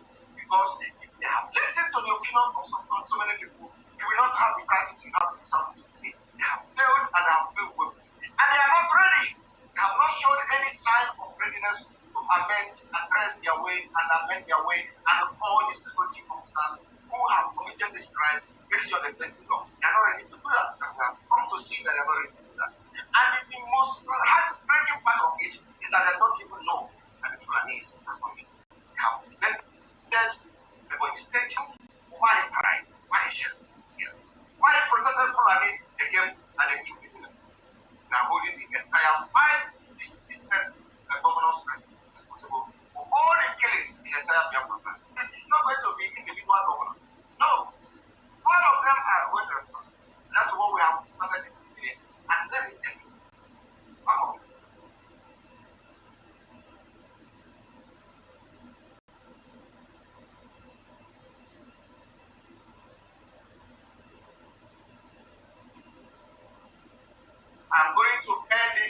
And this video, some of you must have watched it yesterday, and I'm going to play it.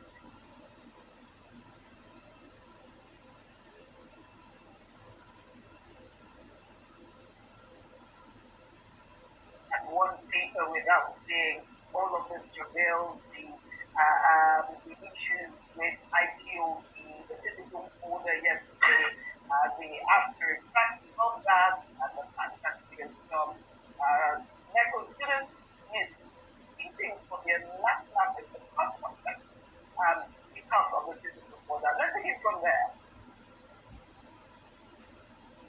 It's quite unfortunate that students who have the opportunity to determine their destiny and career are caught in the midst of the Sitatoma declared by independent of Biafra.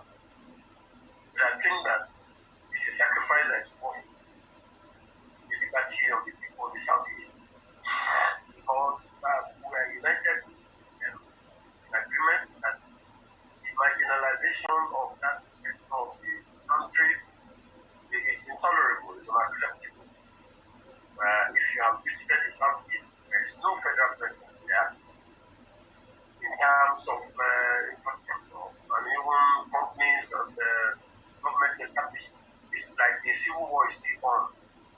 And I don't know how we can sustain that mentality to treat the people as if they are not part of us. And so for me, I think that it's come to a time when people of the Southeast should determine their fate. The right to self-determination is guaranteed by international law. It's guaranteed by the African Charter on Human and People's Rights. It's guaranteed under the United Nations Charter or under the Universal Declaration on Human Rights. So if people decide that they don't want to be part of any particular country, they have a right to do so. But having said that, I believe that the agitation for self-determination is occasioned by neglect, is occasioned by marginalization, is occasioned by persecution. If you look at the entire Southeast, for instance, in this particular administration, you cannot find any major decision from number one, let's say, to number four. The president, the vice president, the senate president, the speaker of the House of Representatives, the chief justice of Nigeria, or even the Air Force. And these people who contribute immensely towards the economic development of Nigeria. It is the third largest ethnic group in Nigeria. How do you run a nation like that? And then we're going to 2023 is like there's not even any agreement in terms of power sharing. It's always between the North, Hausa Fulani, and the South, Yoruba dominated political space. I just think generally it's not able to marginalize the race for so long. I'm in support of the seat at home declared by IPOP. I do not support the areas of violence.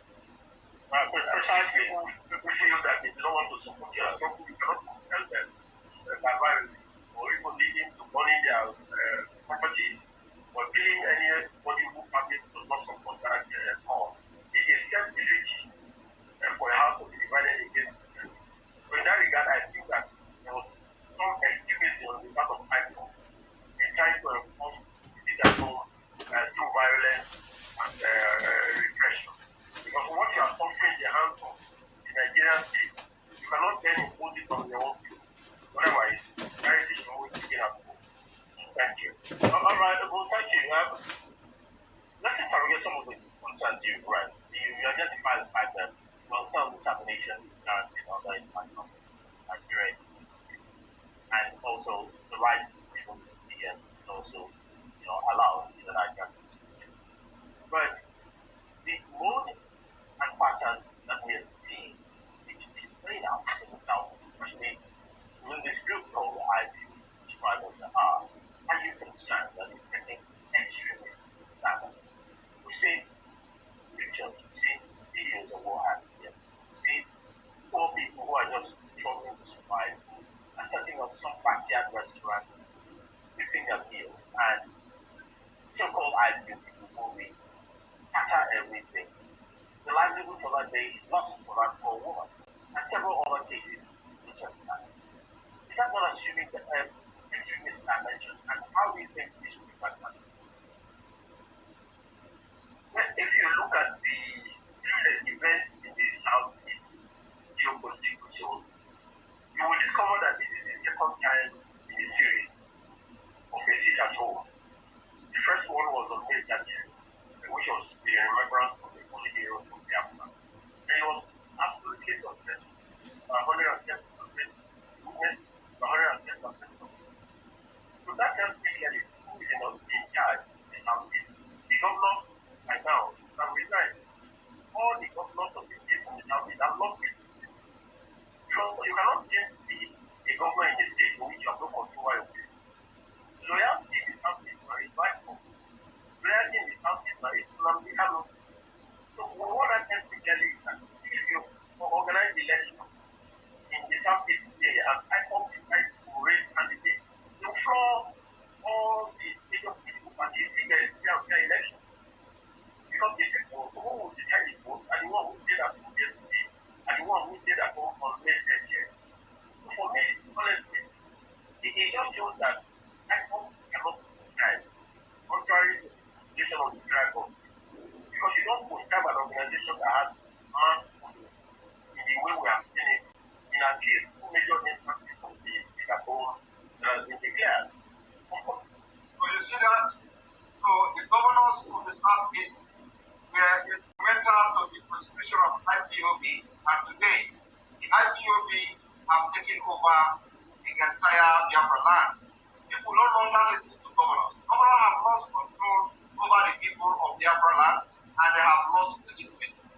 For that reason, they have refused to deproscribe IPOB, and for their refusal to deproscribe IPOB, they have passed vote of no confidence on them. We have demonstrated on several occasions through the sit-at-home order which people have complied to, which the Biafra people, even with the threat of the governors, they comply to the sit-at-home order, and the sit-at-home order is going to come again, and they're going to comply. For that reason, we are passing vote of no confidence on the government. To deproscribe IPOB, or they are going to step down like we have commanded. If they don't step down, we are going to step them down ourselves. And on this note, I'm going to hold the program here. I have more of 12 minutes. I have 12 minutes more to spend here, 12 minutes more to spend here, and we call it a day. We come tomorrow again to continue from where we stopped today on this institution. To give you reasons why the governors have given a vote of no confidence for them, and why they must resign, and why there is no election in Biafra land, starting from Anambra State. Now I have 11 minutes, and I think I will have 10 minutes by the time I must leave it. So join the program for the conversation time, and let us have 10 minutes of the remaining time to talk with you. And everybody have 1 minute to comment. If you must comment and have anything to say, I have only 1 minute. So, thank you very much. Welcome to the program and join us. I do not have time because I'm working tomorrow as well. Thank you very much, all of you that have supported us with this podcast, and Lenora Okoro as well as podcast. Thank you very much. Caught by Fire, thank you very much. Arise for Biafrans and session from the Fulani. Arise for Biafrans and disposes Nigeria politicians that have disposed you all this decade. Arise, arise, arise. Thank you very much, Caught by Fire. We appreciate you. All right, Chigozie, welcome to the program. 1 minute. Yeah, Simon, how are you? I'm doing very fine. Please, 1 minute, go straight to the point. Yes, I appreciate the program. I highly support the program today. It's highly elusive, and that is exactly our position. There is no election. There is no election, and we can't reinforce the failure we have, especially in Southeast. We cannot. They will not even allow them to distribute any stupid INEC material, more or less of having them distributed anywhere they have their polling booths. No, that's not going to happen again. We have tolerated it enough. It's either we get it right this time or we leave this agitation, because this agitation is like becoming a kind of center for compromise, center for negotiation.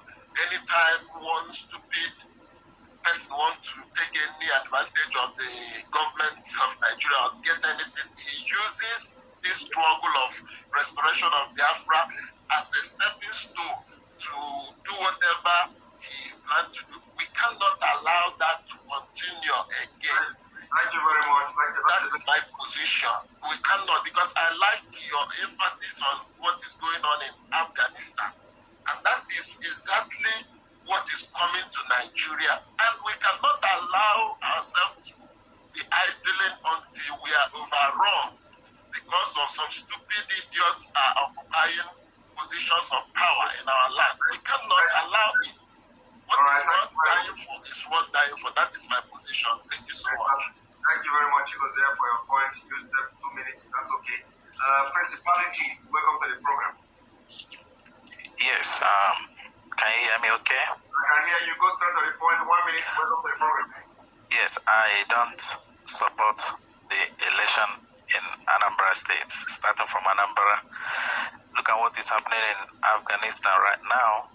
We can't allow that to happen in Nigeria. We can't allow it to happen even to come to the southeast. So our people should stop complaining and be focused. This struggle, men have died. A lot of people have fallen on the way. So we cannot allow any stupid man or woman to come and tell us what to do. We will take the bull by the horn. I support your program and I like what you're doing. God bless you. Bless you too. Thank you very much. That was very brilliant and very smart and very short. Thank you very much. Eze, welcome to the program. Eze, welcome to the program. Yeah, Yes, please go. Straight to the point, 1 minute.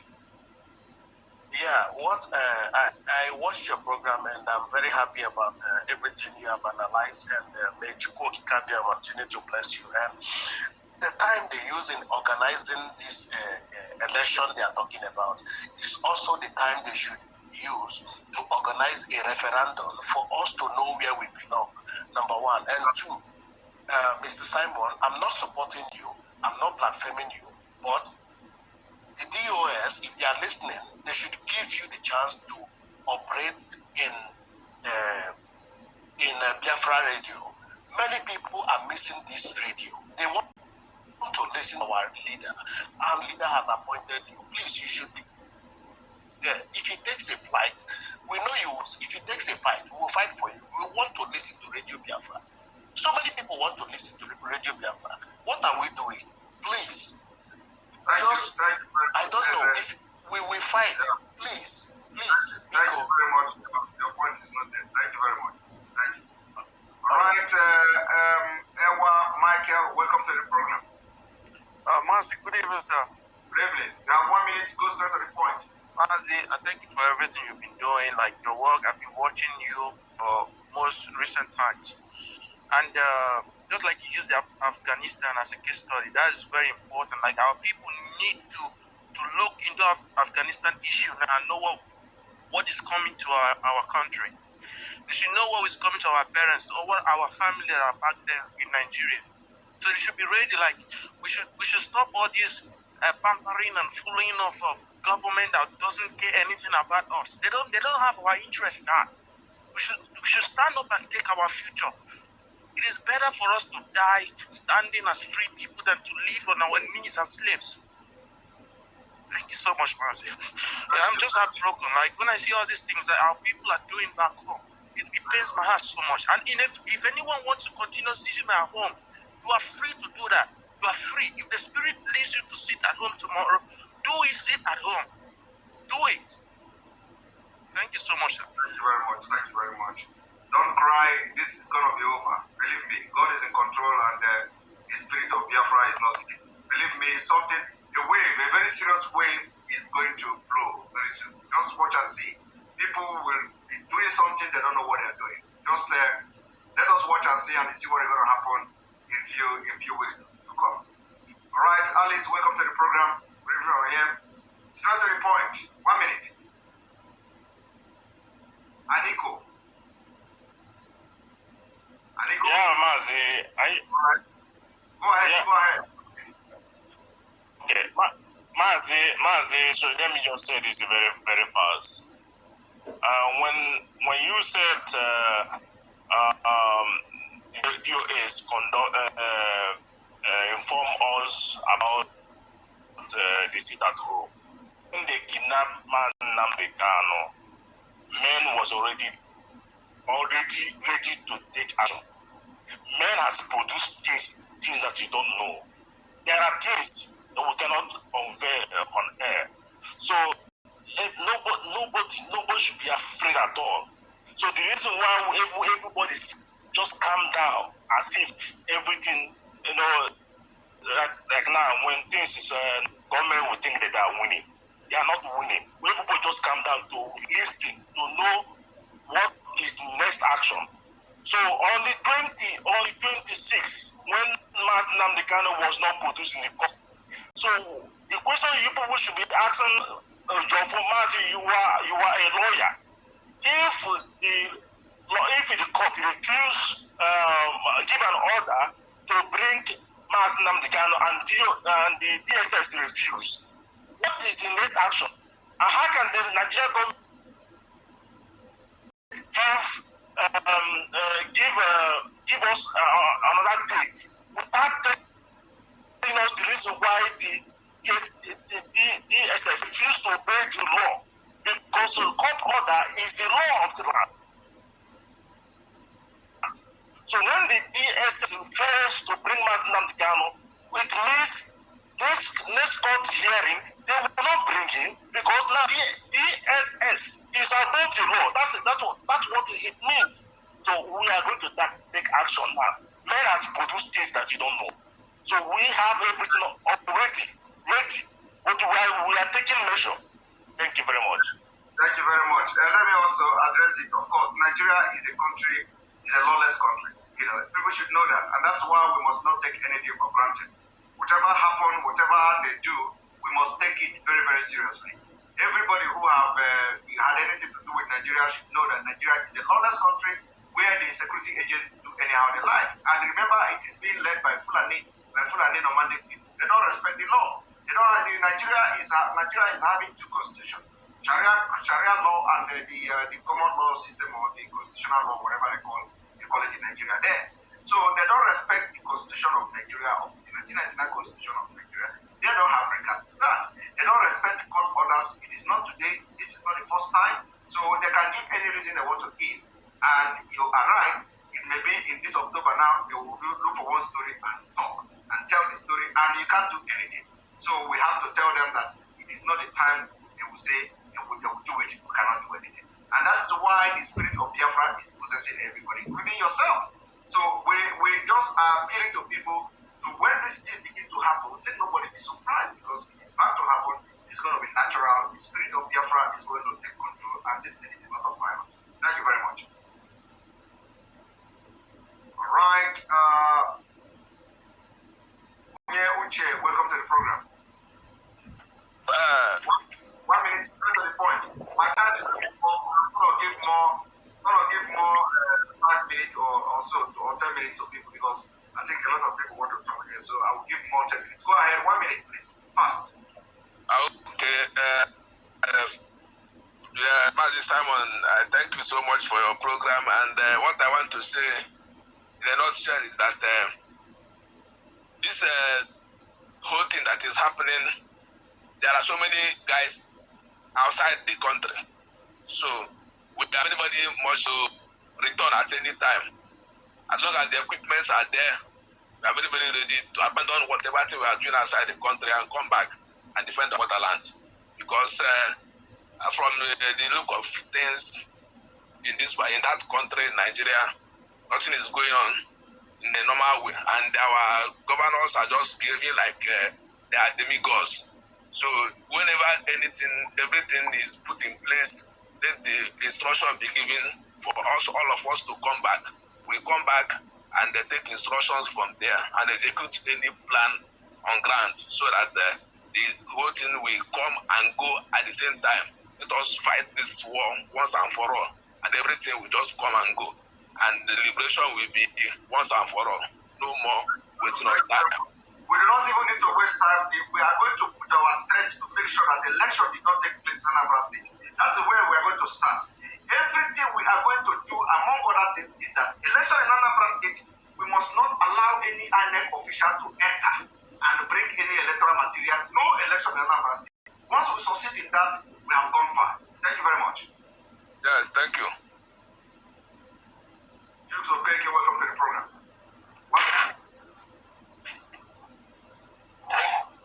Hello. Yes, go ahead. Just go straight to the point. Welcome to the Yes, my brother Simeon. We are very, very grateful for what you are doing, all the efforts you have been putting. As the past commentator just said, we are ready. We are ready. And one thing I want to say again, I don't want to continue to keep mute. I have to just express myself. The DOS, they should wake up, reason with people and listen to people. If there is any way they can, open up communication with people, like Maazi and they cannot do. Because here now, we don't know the avenue. This is the only way, the forum to express ourselves. We want the DOS to hear us. For example, what is happening here in Istanbul, Turkey? What is happening here in Istanbul, Turkey? We have been writing DOS. Let them listen to us. The riffraffs are here. Those they put as principal what I don't know. They are not trying to do anything. We want to protest here. They don't want us to protest. We don't know their reason. Please, if you can talk to them, talk to them. I don't know what they are doing there. Thank you very much. Thank you very much. Your comment is noted. Thank you. All right, Abia Begin, welcome to the program. 1 minute, straight to the point.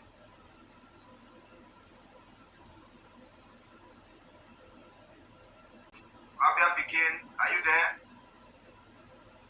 All right, you are not talking, we do not have time. Jachinma Wanjo Kweze, welcome to the program. Wanjo Kweze, welcome to the program. You are not talking. Are you there? Right, you are not talking. Chino Yerem, welcome to the program. 1 minute. Chino Yerem, hearing me? I'm hearing you loud and clear. Go ahead. Go straight to the point. Good evening from here. Good evening. Yeah. I'm chọrọ ikwu Maazi Simon. I'm chọrọ ikwu bụ ihe ndị be anyị na-eme a na-adị mma. Nke mmadụ na-agwa gị they will fight for you. Ikwu na IPU radio station. Nke ị na-ekwu na Biafra end time. Mma. So ọwụwụ na mmadụ niile ga-agacha na IPU radio station ga-aga broadcast wa. So onye m chọrọ ikwu enwere ra gị ekwele ka ndị be anyị deceive oge. Don't let Satan enter you ha deceive oge. Focus, you onye amị ịma ebe uche gị kwesịrị ịdị ndị be anyị chọrọ. Nobody should fight for you to occupy a seat in IPOB radio station. Nke ị na-eme da here. We are listening to you. Everybody Maazi. Ekwuchala m. Thank you very much. Thank you very much. Your point is noted. I appreciate it. Right, Biafra, welcome to the program. 1 minute. Biafra, go ahead. 1 minute. You're not talking. I think you have a problem with your mic. And I'm going to take you out. Mr. Hysent, welcome to the program. Yeah, Ekpa, good evening. Good evening or good morning, Mr. Ekpa. Yes, good evening. Go ahead. Go to the point. I can hear you live and direct. Go to the point. All right, first and foremost, I have to apologize for that anonymous post. Okay, are you the one who made the post? Yeah. Okay, no problem. I didn't know you were the one. That's how I tackle anybody who brought that kind of thing. Shake it. First and foremost, I want to start from this way. You see, our laws, they are like two-edged swords. They are, the tongue of the serpent is divided into two. And that division means lie and truth. Our governors, they come with half truths and they come from the other side with a lie. Each and every time you want to catch them, they pretend as if they are balling with you, as if they are on your side, and they start preaching that brotherly love and everything. Before you know what's happening, they get you hook, line, and sinker, and you are deceived. This time around, what we are meant to do is not, to give them a breathing space at all, with them down as hard as we can. We need to follow them bumper by bumper. They think that our leader is away, so they can start acting stupid. Now imagine Delta State giving land in each local government to Fulani, Ebonyi State doing the same thing, Enugu State doing the same thing, chasing out the whole community to give their land to Fulanis. Sense to me.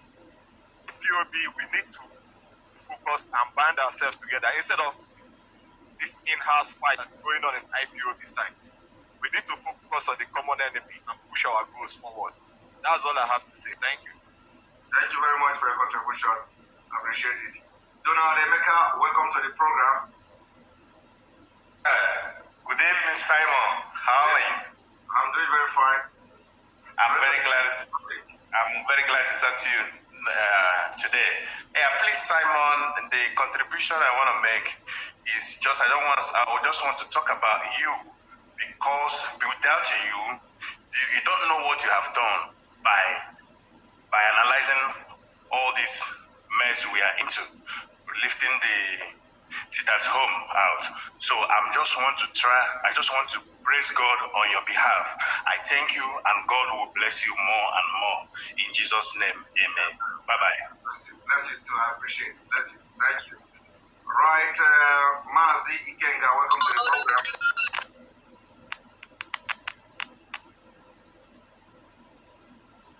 We are not hearing you. We are not hearing you, Maazi Ikenga. We are not hearing you.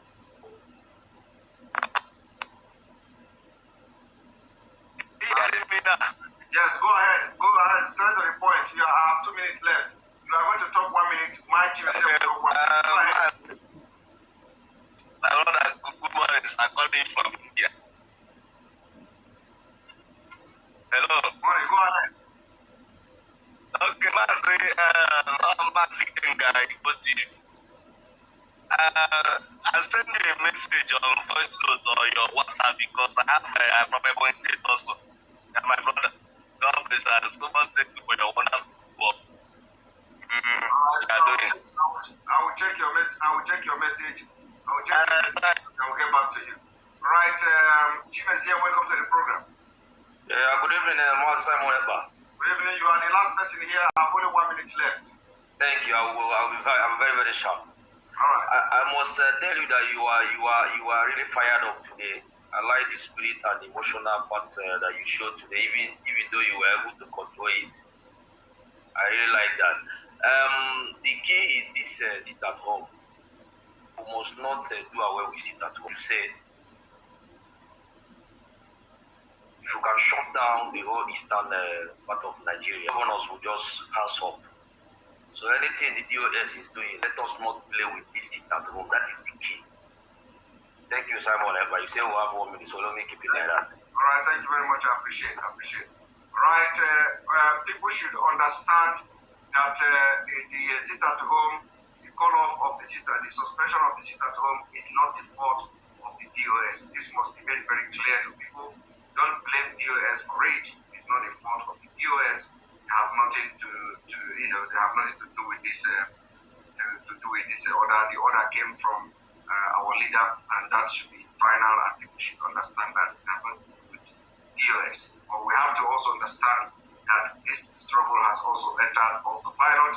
People are being controlled by the spirit, and they have no control of their own action. And whatever they are going to do is going to be for the interest of Biafra as the spirit leads. So on this note, I'm going to say thank you very much. May God bless Biafra. May God bless you. Remember, tomorrow we continue from where we stopped today. And the reason is that, the point is that we are going to bring in to you, point by point, fact by fact, why the governors, we have passed vote of no confidence on the governors of the Southeast, and we are asking for resignation from head to state. We are giving you point by point.